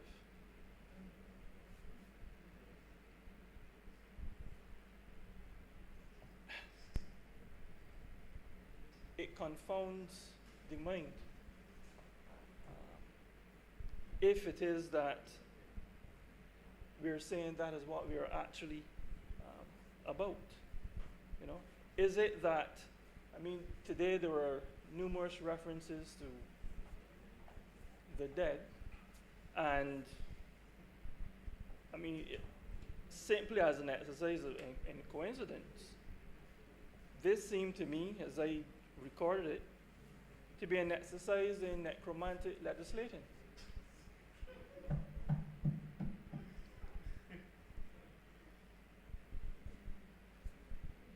Having had a mixture of Pentecostal and Anglican upbringing, I was told there's certain things I was never to dabble with. You know? But these are things which concern me. And I find no comfort in the fact that part of this bill seeks to carry a clause of the nature of a promise with respect to an order that the minister may use to prescribe a procedure for investigating and settling claims. This responsibility on the part of the minister is nothing new. It existed last year, a year ago in the 2020 amendment. He did not make the order last year.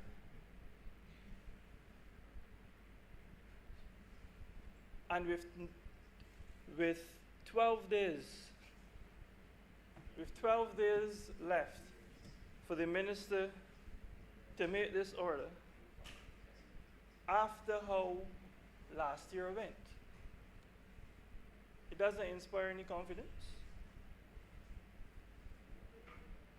Senator Rogers could perhaps tell him that he needed to be faithful in small things if he wanted to be trusted with greater things. Sir, generally, the concerns I've raised, as they overlap with the concerns raised by other senators, particularly Senators Franklin and Tate, to my mind, come together to display this bill as not being presented at this time in a form which should be passed.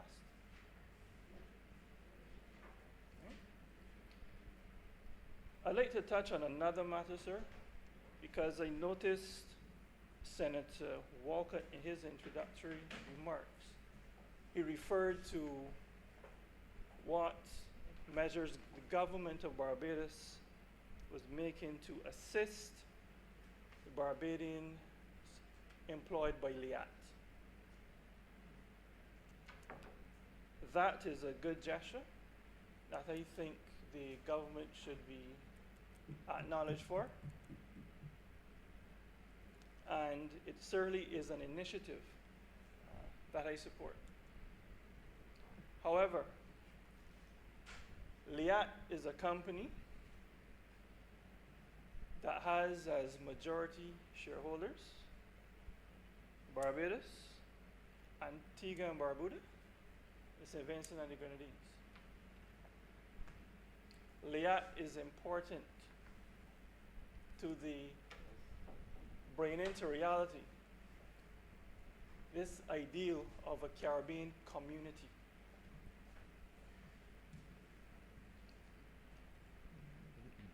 Barbados needs LIAT. The other countries in the Eastern Caribbean need LIAT. Employment conditions, national insurance schemes, national insurance ethos is not the same across the Eastern Caribbean. Barbados has a model that is superior in a lot of ways when compared to other territories. It is regrettable that any worker should find themselves in a position where they are unable to work through no fault of their own, circumstances as this where they should be able to access unemployment benefits and or severance, but they cannot for whatever reason. The Barbadian workers who are employed by LIAT find themselves, unfortunately, in that position. It is time that we start to think about, but not think too long. Think and then get to work, making certain things that we think about reality. It is time that we start to think about whether there should not be something of some regional provision for severance for workers who have employment of a regional character.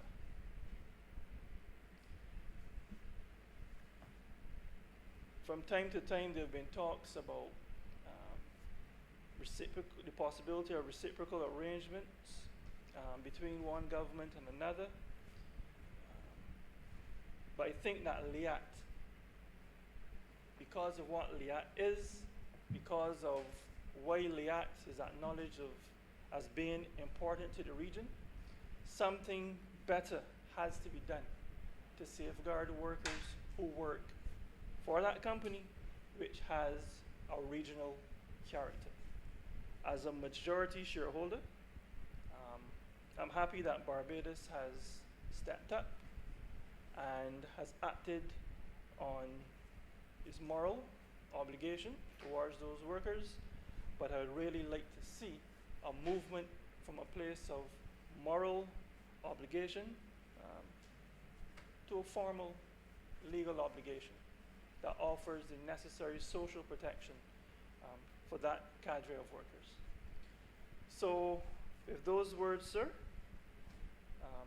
I am obliged to you. Thank you very much, Senator Hunt.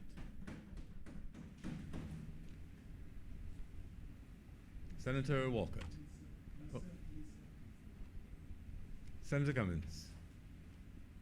Thank you very much, Mr. Chairman. Under ordinary circumstances, this is not a bill on which I would rise to speak.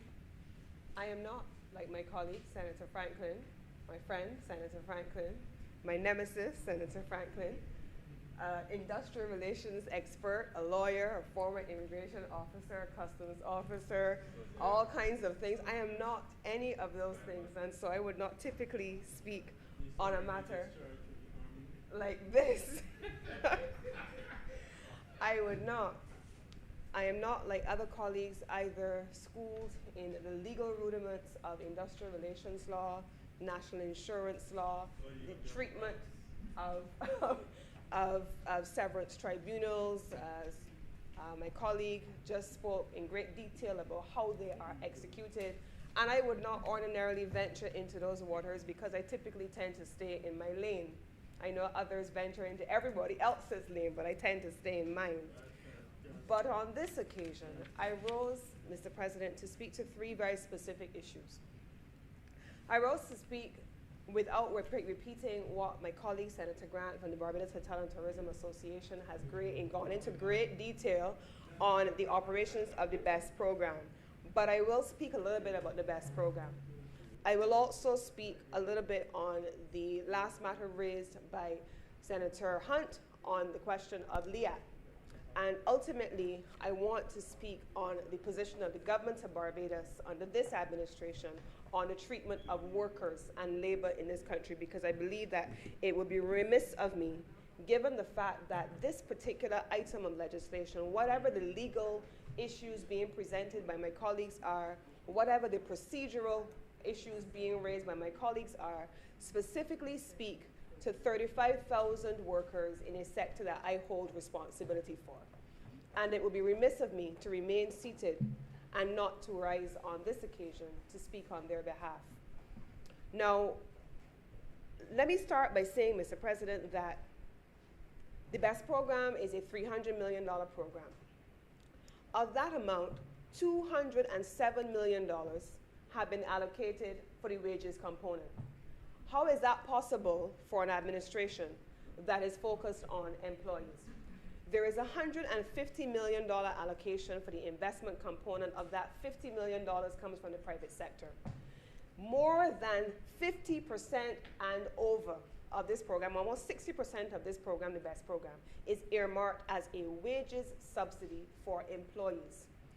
But there is more, because Senator Grant spoke to it earlier.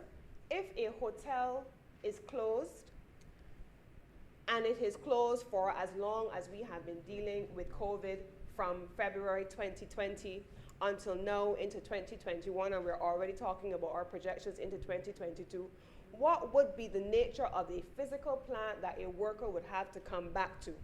What would be the nature of their mindset if they're not being provided with the training that is incorporated under this program and being facilitated by the National Transformation Initiative? What will be the nature of the hotel infrastructure if air conditioning units are not being maintained and serviced? If we're not preparing under the circumstances, notwithstanding what's happening in the source markets, for the return of visitors? We've been talking as a nation about climate resilience and vulnerability and ensuring that the tourism industry leaves a smaller footprint on the globe. What would be the impact of a closure on a hotel rather than investing instead in renewable energy and ensuring that they have access to investment in renewables? What would be the nature of our position in when the market resumes if we did not take this time to invest in digitalization? Making sure that our facilities, our people, our infrastructure, the mechanisms and the procedures and processes that all are part of the tourism industry, particularly the accommodation and the direct tourism services sectors, that they are fit for purpose at the time of resumption. What would be the case if we were to just literally stand still and say, never mind crafting a program that treats with the whole of the sector? We are instead going to replenish the severance fund on its own, put that amount of money in the severance fund, let people stay at home, deal with the mental health challenges that are inevitably going to come as they sit and they contemplate the absence of a future, the absence of prospects, and the limited income, because when you get that lump sum of money, you have things that you have to get done. And when that starts to dwindle, and people are sitting at home and they're not training, they're not getting out there, it starts to eat at you. It starts to become a part of your psyche, that hopelessness, that frustration. Those are the people that we're dealing with. So while there may be those in this chamber who are comfortable with the idea of putting money simply in a severance fund and disbanding with a BEST program that deals with the whole apparatus of the sector, that is not the way of the Barbados Labour Party. That is not the way of this administration. That is not what we are about. What is being proposed as the alternative is not in the interests of people. It's not in the interest of labor. It's not in the interest of workers, and it certainly is not in the interest of the tourism sector. Because what you will find by the time the market returns is that hotel plants have become dilapidated. How many of us have left houses and seen houses where no one lives in them, no one visits them, and the faster they deteriorate faster than anything else because nothing is happening in that house? What would happen if we did that to our tourism product? And then we will be accused as a government of not preparing for the resumption of tourism. Then we will be accused as an administration of not anticipating that which could have been foreseen, reasonably so. But instead, we are preparing for that. We are mitigating against the impact of what we're dealing with now, but we are still positioning people so that they have an opportunity, one, to earn 80% of their reinsurable earnings, that they have an opportunity where the property is not in a position to pay, to appeal through the various mechanisms that have been outlined. We have been supporting businesses because, let us be very clear, there has been this antagonism that has been stoked from some quarters, including in this place, that business is bad, people are good, workers are good, employers are bad. Where there are no employers or no businesses, there would be no employees.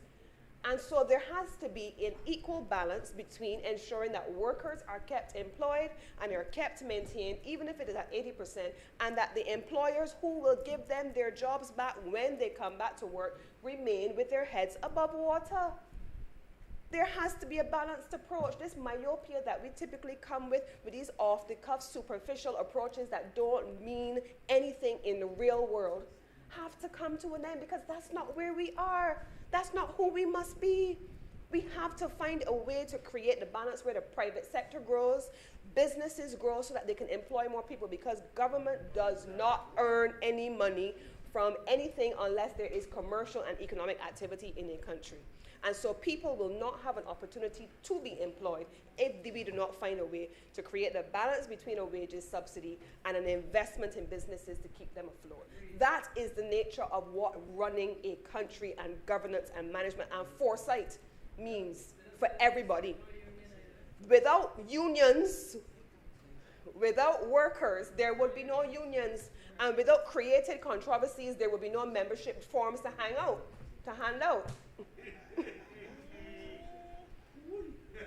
So, for membership and membership dues, Mr. President, we have to be realistic about what we're doing here. And so I am supportive of what we have done as an administration. It is what had to be done, and there are 35,000 workers out there that still are hoping that we are in a position to meet them where they are. Now, on the question of LIAC, I want to share some numbers with you here, because it is easy to sit in these spaces and make off-the-cuff remarks without having any substantial facts to back them up. It is the easiest thing for people to do, but I don't have that luxury.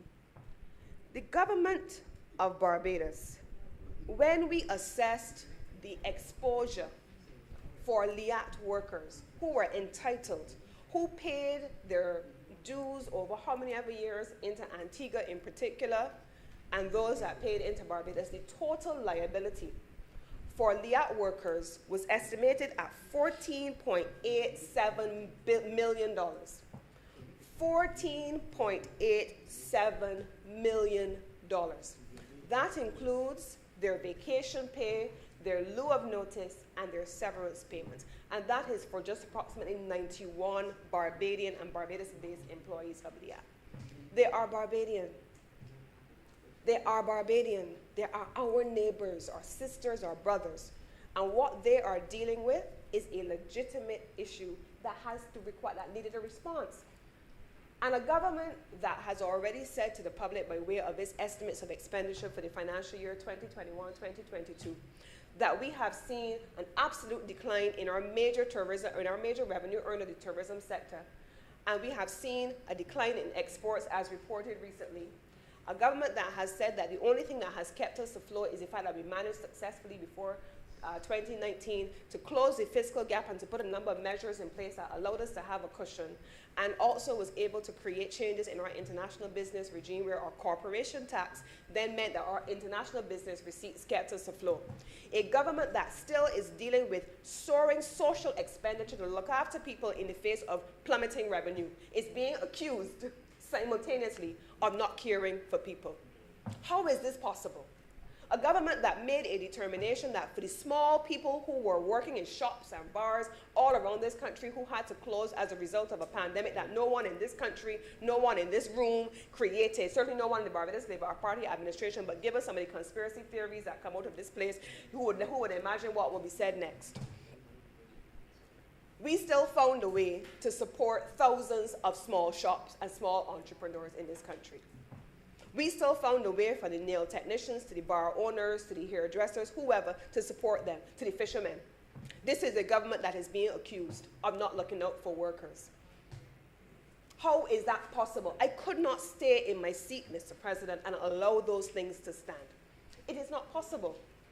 So we made the decision as an administration that even though the entity, LIAT, is legally liable for the severance, vacation, and the lieu of notice pay, and we are still calling on the administrators of LIAT to do what is right by these workers who flew night and day up and down this Caribbean, bringing us from one place to the other to do the right thing and honor the liability which they have to these workers. The government of Barbados still, despite all that it has been facing, despite all of the revenues that have vanished and all the expenditures that have been increased, in particular on social spending, still took up $2.8 million and allocated on top of the $207 million that I just spoke about invest, and said, here is an ex gratia payment for LIAT workers. This is a government that does not care.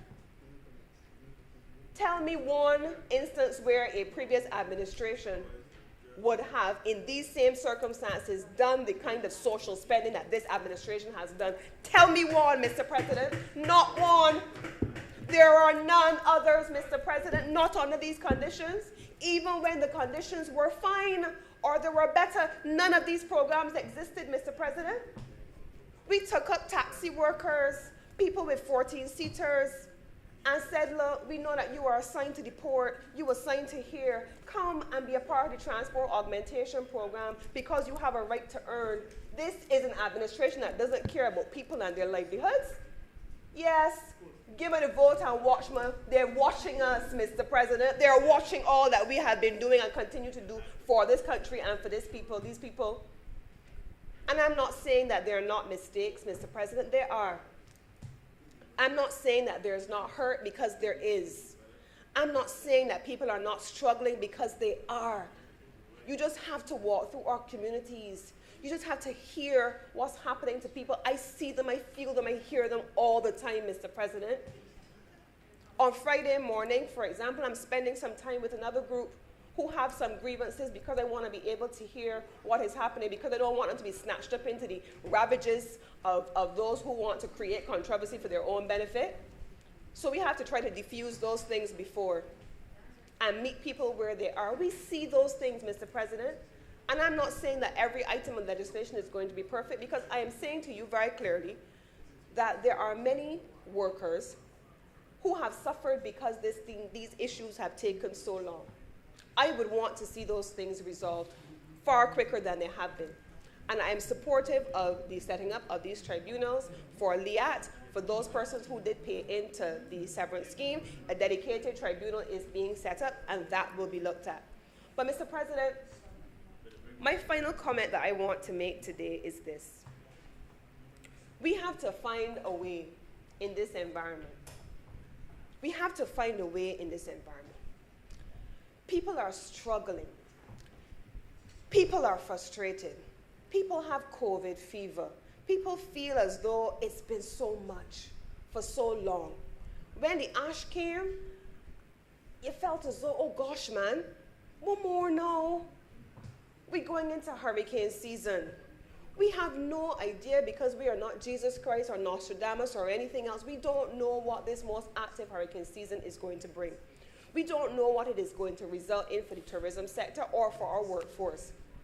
But what we do know is that this is a time where we have to be committed, not just to doing the right things in the right ways for the right reasons, but where we have to be committed to lifting each other up and stop with all this divisiveness and this inflammatory rhetoric and this personalization of our partisan preferences masquerading as commentary on substantive issues. Let us be real about what we're dealing with. Let us not hide behind the cloak of independence and technical capability, because we know that a lot of this, at the root of this, is very much partisanship. There are people who have political ambitions of their own. None. Don't have anything to say to me. So you have people who have an agenda, and what they're doing is they are taking those workers who are legitimately hurting, legitimately frustrated, legitimately hoping that there's going to be a resolution at the end of the tunnel for them, and they are stoking them up with false rhetoric, leading them down the garden path. Mr. President, I cry shame on them. This is not the time for that. People tired already, Mr. President. Everybody fatigued. Everybody is fatigued. Me too. Everybody is fatigued. This is not an easy time. And so what I know that there are those in here who take pleasure in riling things up because they get a direct benefit. Again, I say, as I said at the very beginning of this entire debacle in 2020, February, this is not the time. It was not the time then. It is not the time now. As we continue to navigate this season, it will not be the time going forward either, because history will record, with or without our rhetoric, what this administration has done in support of workers. History will record what we have done for tourism workers. History will record what we have done for shops and businessmen and transport operators and taxis. It will record it.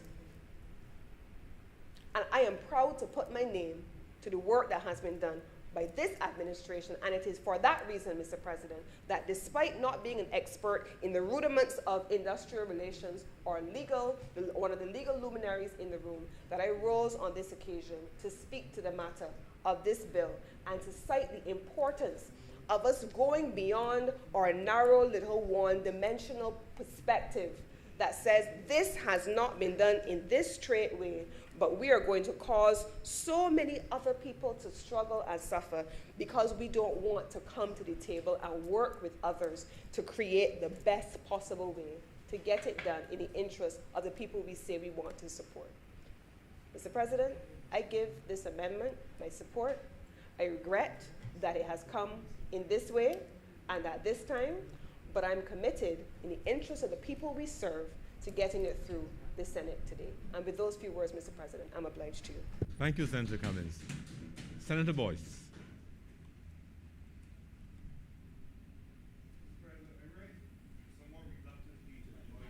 Right, please. I rise to join the fray, Mr. President. In this context, imagine being a 3-year veteran saying that we have been down this path before, somewhat before your time, Mr. President.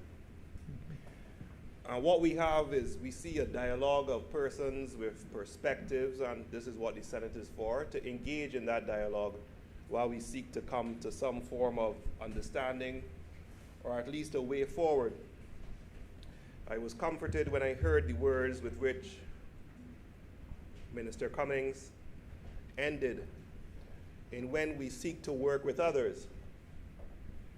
The fact of the matter is, Mr. President, if persons raise concerns with legislation which is brought, and the concerns, when we can look at them objectively, have an element of validity, does it not then beg the question of how we can find a resolution to those concerns instead of them being labeled and painted in a way to indicate there is an unwillingness or an acceptance to find the common ground, sir? Senator Tate has pointed out, and I must confess it did not occur to me, Senator Tate has pointed out, Mr. President, that there is a fairly serious defect with regard to the giving a change to the powers of the previous act. I have sat down, Mr. President, and I believe that there is a solution which could be found wherein perhaps there can be an amendment to the previous act which is still in force and the time period by which the act is to have effect extended so as to allow this act to pass, and therefore they both mesh. Or perhaps we can pause on the vote for this act and give ourselves time to amend the other one, or perhaps edit this act to make a reflection with regard to when it is to commence, so that we have a scenario where you have a duality going forward. But instead, Mr. President, what we hear are almost, it is supposed to redound to the benefit of others, therefore it ought to pass. But objectively, why is it now being come to say that it has to redound to the benefit of others now? Why was it not done prior? Why are there no alternatives? It is somewhat frustrating when any attempt which is made to have an objective critique is painted with partisanship. For my part, I have had to deal with a lot of stuff, Mr. President, because I take a certain stand, and I can keep very quiet and say nothing. But it cannot be that if you have a position which does not align with the majority, that your position has to be painted as one which does not have a certain meaningfulness or goodness in terms of what you're seeking to achieve. Senator Tate has said, guys, let us fix this. There are issues with it. There is an opportunity. We can stop at this time. When it goes to committee, we can look at amendment to make the legislation on all fours. There is a majority. It is the 19th of May. We can get this done. So I rise very simply, Mr. President, to urge all members of this House to use their best efforts in coming to a solution which will allow the objectives of the government to be met, but to be mindful that in doing something, at the end of the day, the ends do not always justify the means. And this has been an issue which we have raised in this House prior, Mr. President. And with that, sir, I hope someone will listen. Thank you, Mr. President. Thank you very much, Senator Boyce. Senator Walcott. Thank you, Mr. President. I want to thank all honorable members on this side who have spoken. I've noted the comments of the honorable members on the other side, and I beg to move that this bill be now passed a second time.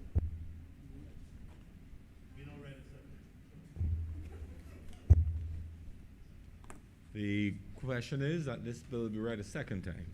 Those honorable senators in favor, please say aye. Those against, please. Those against, please say no.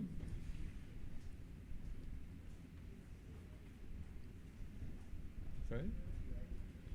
A division has been called. Sorry?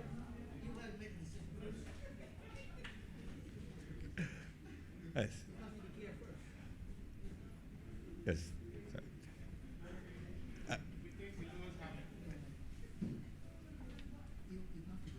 Yes. Okay. They think the ayes have it. Yes. I was just one step ahead of myself. I had heard the calls there. A division has been called for.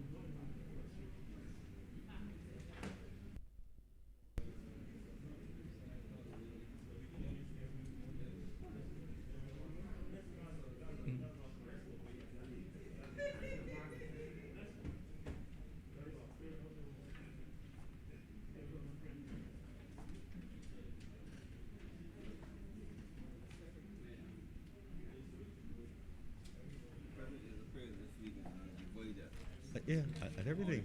Yeah, yeah.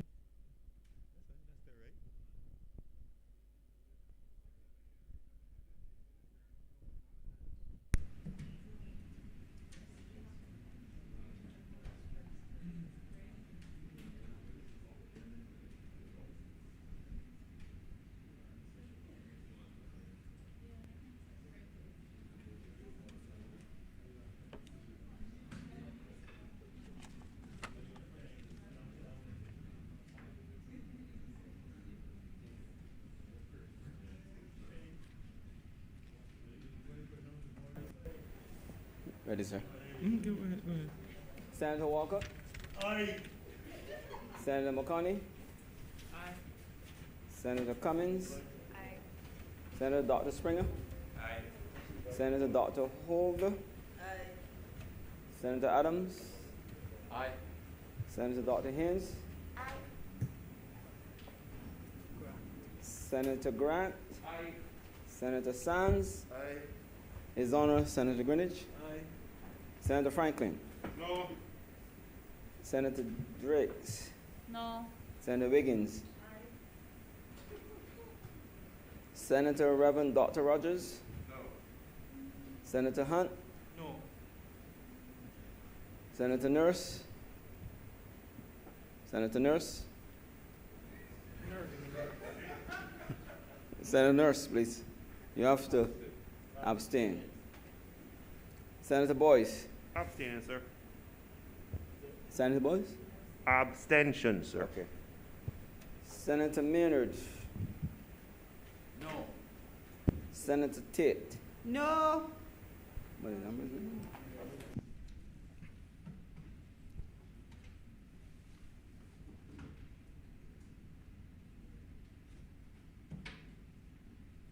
Mr. President, the result of division on the second reading, 10 honorable senators voted in favor. There were 6 who voted against and 2 abstentions. And therefore, the majority, the second reading is passed. Senator Walcott. Mr. President, I beg that Your Honor do now leave the chair and the Senate resolve itself into committee for further consideration of this bill. Thank you. The question is that it do now leave the chair. And the Honorable Senate resolve to serve in the committee for further consideration of this bill.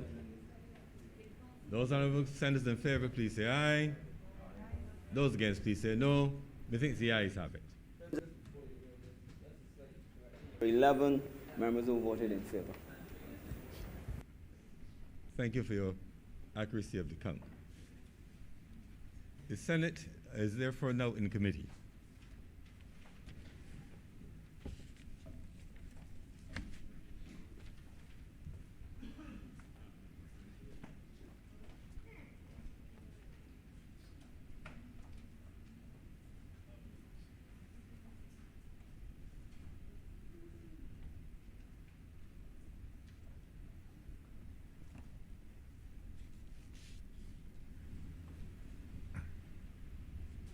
The Senate is now in committee.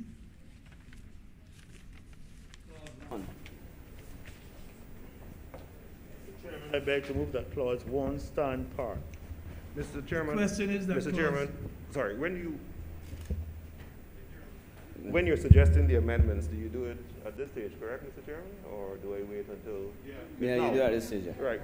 So, Mr. Chairman, in light of the previous statements made and in light of the eagerness of all the honorable members of this House to get a resolution which will be in the best interest of Barbadians,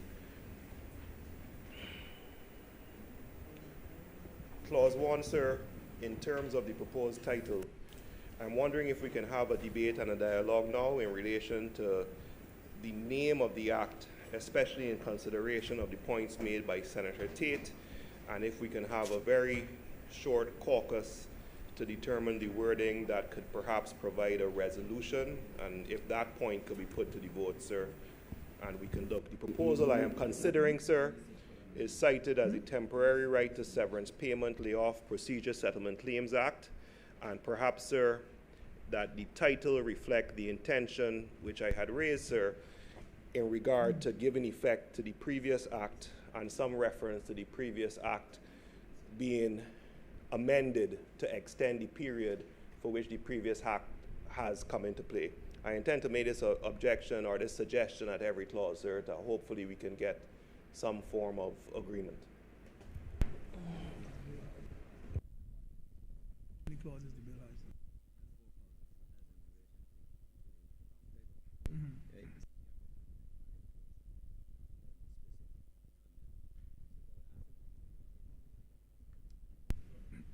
Senator Boyce, do you have a specific wording of the amendment that you want? I believe, sir, that if I have a short moment with my colleagues, the proposal is short title 1.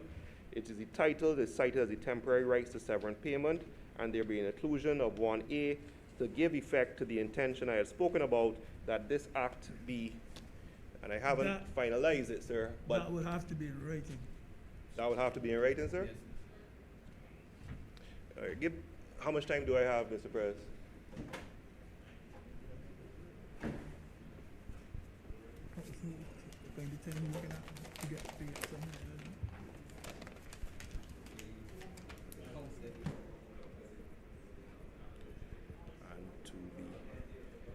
I have the,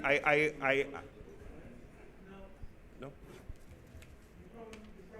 That I am having is whether or not it is a matter now for me to ask the committee if they're we willing all to have. agree that we should take time to allow Senator Boyce to have the caucus, or if we should just get on with the business of the House. That's fair. That's fair. Do we wish to have time to discuss, or do we just wish to go forward? Question is, should we go forward the business of the House, or should we pause for the caucus? Honorable members in favor, please say aye. Those against, please say no. Or pausing.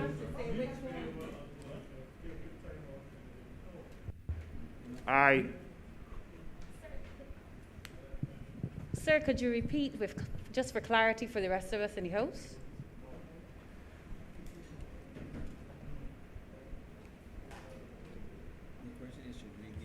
Should we give Mr. Senator Boyce, he is asking for some time to have a caucus to decide on the amendment.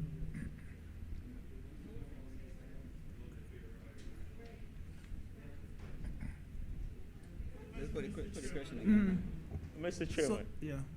I really don't understand. We are in committee. I've asked that I've moved that the clause stand part as read. An honorable member gets up and suggests that they want to make an amendment. We don't have the amendment. The amendment is not ready. And we're being told that some time should be granted. How much time? An hour till tomorrow, 3 days? I don't support it, Mr. Chairman. And I think we need to get on with the government's business. So the question is that we should get on with the government's business. Put it that way. All honorable members in favor, please say aye. Mr. Chairman, Yeah. I hate to intervene, especially when I have a cupboard who didn't vote against it. But my difficulty is that we force this thing through because the normal procedure for legislation is that you lay it here and it goes, we get some time to study it, you can't get some time to study it, but you did it in 1 day. No, that's a motion. And you can't give him 5 minutes. The government is just trying to be a bully. You know, I am not defending Senator. I am saying to you that you got to be fair. You know, you got to be fair. You got to treat people with respect. And you're not doing that. You can get out here and bulldoze everything through the Senate because you have the numbers, you got the power, and somebody got the government business. The government business is a bunch of foolishness. And having a little bit of regard for what the senator had to say is too much. But you forced the bill through us today. But we did not force the bill. You forced it, sir. We amended section 45. You didn't amend it. what you did was abuse the standard. Because you got to give notice. Nobody give you no notice that they can do that. We suspended section 45.2 to allow us to debate it today. Yes. We did not. Under what the standing orders require, you should have notice. We had a notice of that. So I sit down and I allow you people to just suspend this, suspend that. But the rules provide that you have to give notice of that intention to suspend it. Nobody never get attention here. And then you walk in here and treat people as though they don't matter. He was appointed by the Governor General, like all the rest of us, to have a say in here, and you ignore him because that is not what what is expedient.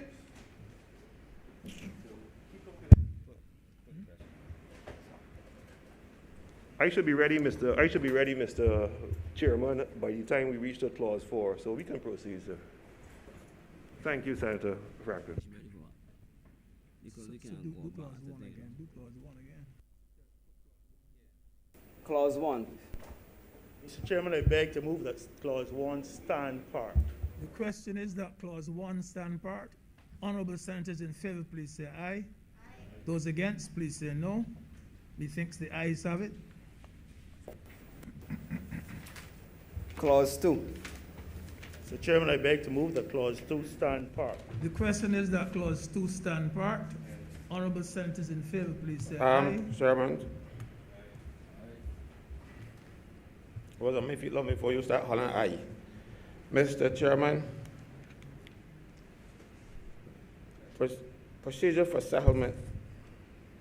The minister may by order prescribe the procedure for investigating and settling claims for the purpose of giving effect to the rights of employees to whom Section 6A of the Severance Payments Act, Cap 355A, inserted by the Severance Payment Act 2020,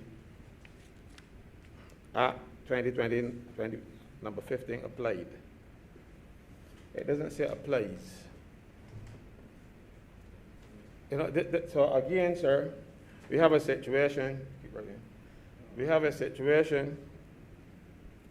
where you are doing something in the past. I repeated it earlier, so my proposal, sir, is that this clause be struck out because it is unconstitutional. The minister now would be making laws and backdating law and taking away property from people, and it would offend the Constitution. Yes, because you know the right to property. You know there's certain sections in the Constitution, section 12 to 23. If you want to take away people's property, you have to amend the Constitution. This act does not amend the Constitution. This provision here. So the minister cannot now give an order and backdate it to give effect to what they should have done some time ago. That said, this piece of legislation is totally out of order. Anyone? Mr. Chairman, I beg to move that clause 2 stand part. The question is that clause 2 stand part. Honorable senators in favor, please say aye. Those against, please say no. Methinks the ayes have it.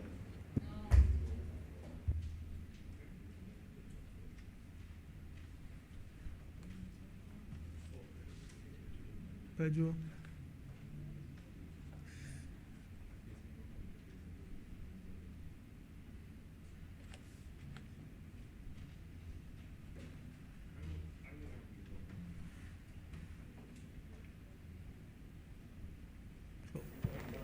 Clause 3, Pedro. Yeah, there's not copy. Clause 3. Clause 3. Mr. Chairman, I beg to move that clause 3 stand part. The question is that clause 3 stand part. Honorable senators in favor, please say aye. Those against, please say no. Methinks the ayes have it.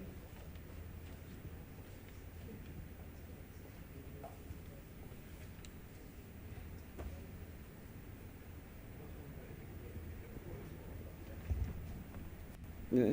Clause 4. You put a question? I put 3 already. And Clause 3. Yeah, I do.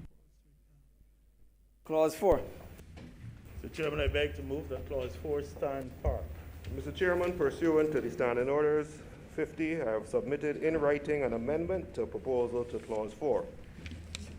I propose to read this amendment and put it towards the members of this honorable committee, hopefully to encourage some discourse and a vote that will bring everyone in on the same page. Mr. President, I propose the insertion of a clause. This act shall not come into force until the Severance Payment Amendments Act 2020 be amended to extend the period of commencement and duration of, let's call it effect, to Cap 358 to amend to the end of December 2021. This, I suggest, Mr. President, will take care of the current issue which relates to the effectiveness of the act, where if we hold this act until the previous act is brought forward and amended.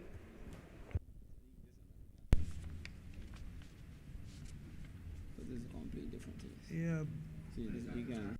Senator Boyce, this amendment does not Clause 4, in speak, addition to clause 4, sir. this amendment does not speak to clause 4 at all. Sir, yes, it does. My amendment is that it be inserted to the correction of errors. So it'll be clause 4.4a, a new clause 4.4a, sir. This is clause 4. My handwriting is it was a bit rushed, Mr. President. This act shall not come into force until the Severance Payment Act 2020 be amended.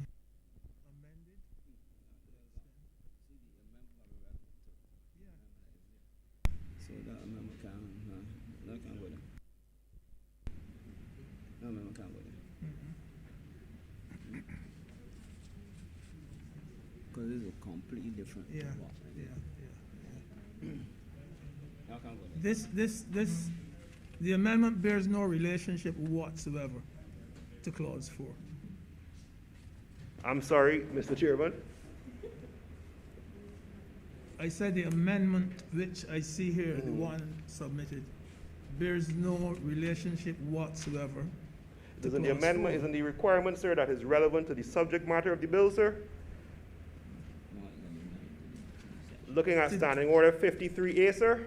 It bears no relationship whatsoever to this particular 4. But, Mr. Chairman, I'm asking you to look at Standing Order 53A, sir. An amendment must be relevant to the subject matter of the bill. The subject matter to the clause which it relates. This clause speaks to correction of errors, sir. You're saying it bears no relevance, sir? So the amendment got to be in relation to the correction of the errors. The amendment can be. So which error in 4 are you correcting? I'm starting, sir, not with the error, sir, with the relevance, sir. And the subject matter, sir. That is what I'm starting at. Standing Order 50, Rule 3A, sir.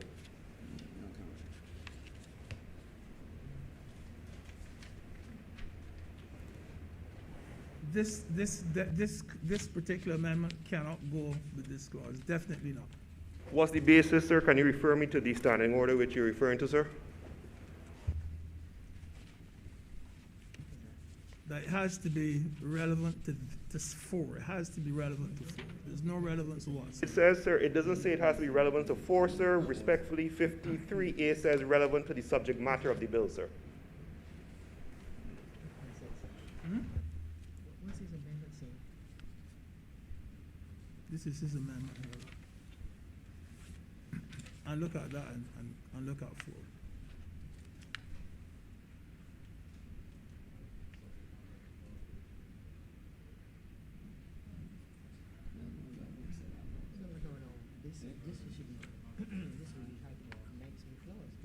This will happen further down.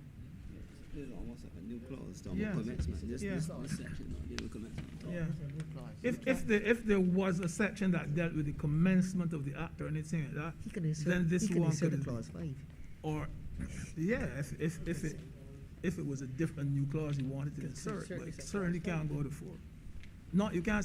No, Respectfully, it expressly says Standing Order 53A, amendment must be relevant to the subject matter. And there is reference to the subject matter of the clause to which it relates, is co-joined. and to the subject matter of the clause to which it relates. And we're correcting the errors. There are errors we have just identified, sir, in relation to the whole Severance Payment Amendments Act 2020, and it's relevant to the subject matter of the bill that we're discussing. You have to apply to have it to be a new section 5, but it definitely cannot be amended on the 4. If I apply for it to be a new Section 5 at this stage, would it then be considered, sir? Under the section of relevance, sir? I'll put it to the vote and see what they say, but definitely it can't go. That is fair, Mr. Chairman. Can it be read again, sir, for the benefits of the members of the House, sir?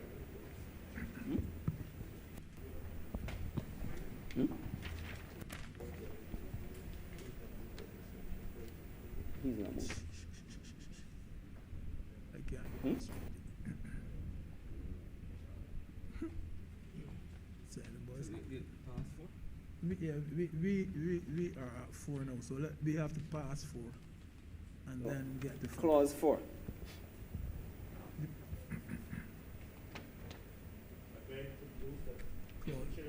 Move that clause 4 stand parked. The question is that clause 4 stand part. Honorable senators in favor, please say aye.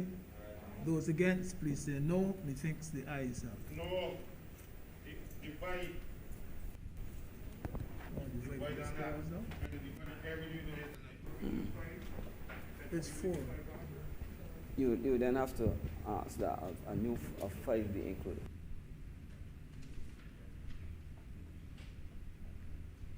So we're doing a division on clause 4. Senator Walker? Aye. Senator McConney? Senator Cummings? Aye. Senator Dr. Springer? Aye. Senator Dr. Holder? Aye. Senator Adams? Aye. Senator Dr. Haynes? Aye. Senator Grant? Aye. Senator Sands? Aye. Senator Franklin? No. Senator Drake? Senator Wiggins? Senator Reverend Dr. Rogers? Senator Hunt? Abstain. Thank you. Senator Nurse? Senator Boyce? Abstention. Senator Maynard? Abstain. Senator Tate? Abstain. What was the name?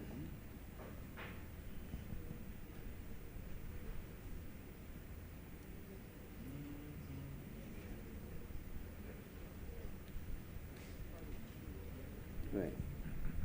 Mr. Chairman, 10 honorable senators voted in favor of the clause. There were 6 abstentions.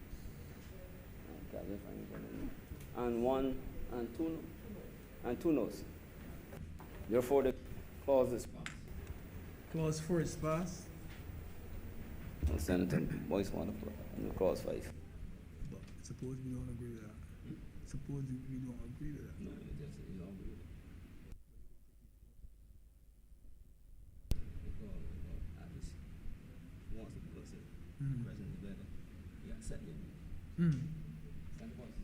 Thank you, Mr. President of the committee. Sir, pursuant to Standing Order 50, the proposed amendment is for new clause, which will now be clause 5. It is my submission, Mr. President, that this proposal and the proposed amendment is relevant. Pursuant to Standing Order 50, Rule 6, any proposed new clause shall be considered after the clauses of the bill has been disposed of. At this stage, sir, it is my proposal that the new clause to be considered is what I have provided in writing for the clerk, and which you should have a copy of, sir. The clause reads as follows, sir. New clause 5. This act shall not come into force until the Severance Payment Act 2020 be amended to extend the period. And I just need to just check something quickly. Commencement, that word is? Sir, you're quite right. Just a moment, I have it. To extend the period of commencement and duration to the end. I have Duration of to the end of December 2021, sir. Sir, what is proposed by this, sir, is that Duration of what? That's a moment. Of 2021, sir. I just want to see the previous act, sir.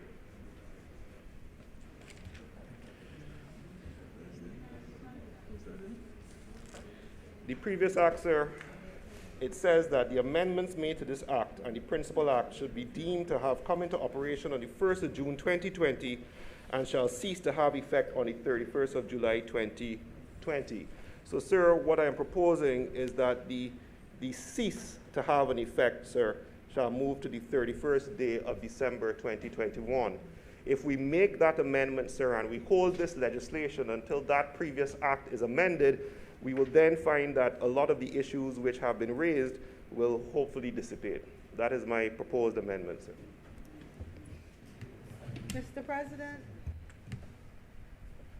sir, I understand what Senator Boyce is trying to do, but if we start interfering with the date for the act to cease, we have to look at that in the context of how that affects the period within which persons. Just 1 minute. Oh. You can only consider the amendment from the second.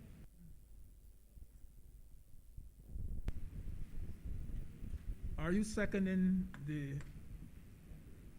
proposal by Senator? No, I just wanted to make a submission on what he has submitted, sir. But it's not a submission yet until it's seconded. Pardon me, sir? It is not a submission yet. Oh, until very it is well. seconded. Very well.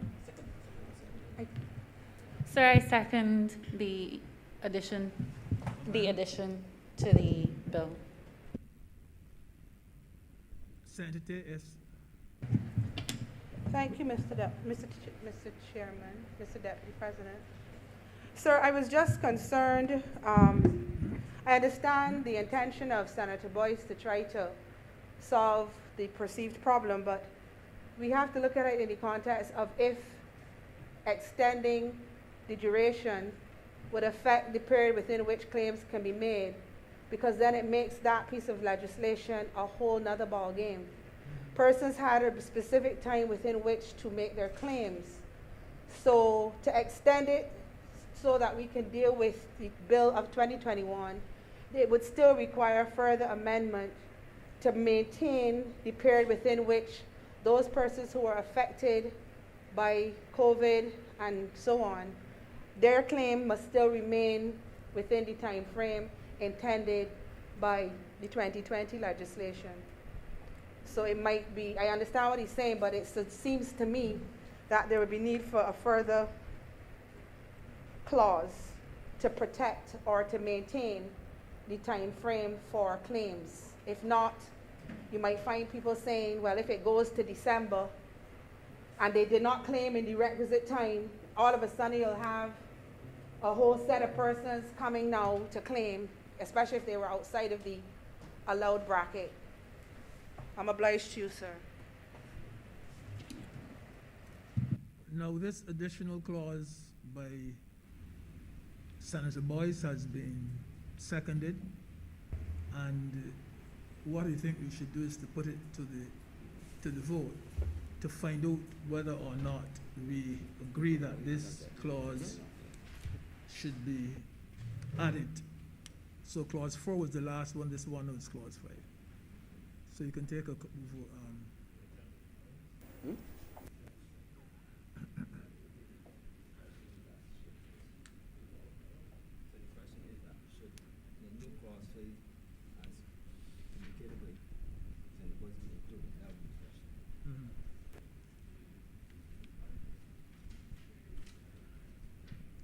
So the question is then, should the new clause 5, as indicated by Senator Boyce, be considered? And we wanted to put it to the vote. Huh? I put the question. All those honorable members in favor of that clause, the additional clause be inserted. I know. Put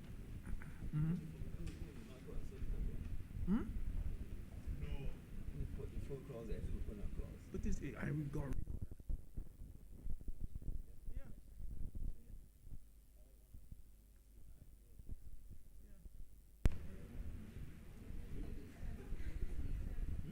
All right, boys.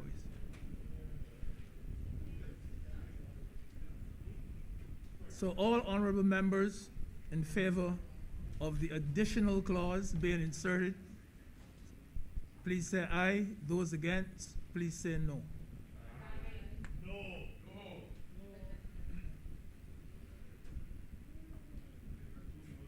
But it seems as though the noes have it. The noes will have it. Anybody call for divide here? Go do the counts, man. Do the count. Do the count, the noes. Hmm? Yeah. The chair is not sure, and the chair is asking for. The chair has to make. No, the chair. Mr. Chairman, the chair has to make a determination, and then if people doubt the chair is saying, then there will be a division. But you have to call it one way or the other. But I already said the noes have it.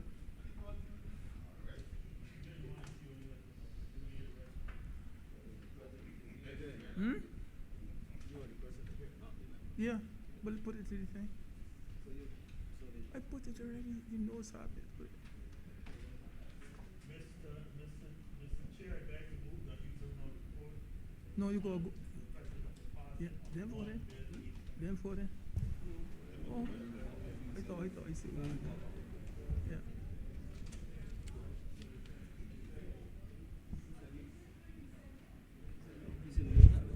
I said he knows have it.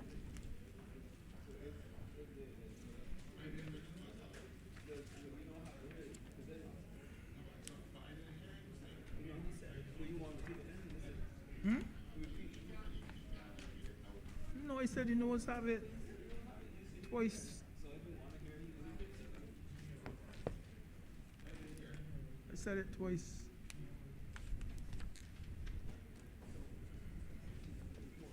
Hmm? The question is not reported. The question is that I do not report is on the speaker, the president, the passing of one bill in committee. All honorable senators in favor, please say aye. Those against, please say no. Methinks the ayes have it.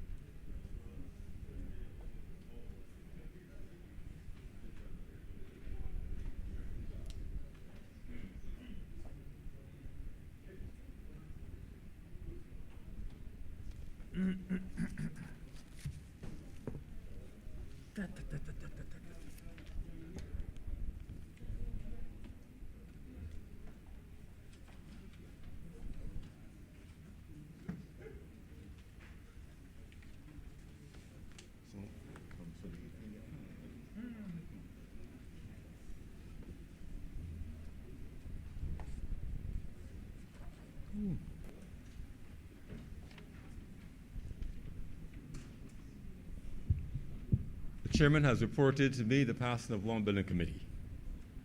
Senator Walcott. Mr. President, I beg to move that this bill be now read a third time. The question is that this bill be read a third time. Those honorable senators in favor, please say aye. Those against, please say no. Methinks the ayes have it. Mr. President, I beg to move that this bill do now pass and be cited as the Temporary Right to Severance Payment for Layoff or Short-Time Procedure for Settlement of Claims Act 2021. The question is that this bill be now passed and so cited. Those honorable senators in favor, please say aye. Those against, please say no. Methinks the ayes have it. This bill is so passed and so cited. Mr. President, I beg to move that this sitting be now adjourned, sine die. The question is that the Senate be now adjourned, sine die. Those honorable senators in favor, please say aye. Those against, please say no. Methinks the ayes have it. This sitting now stands adjourned.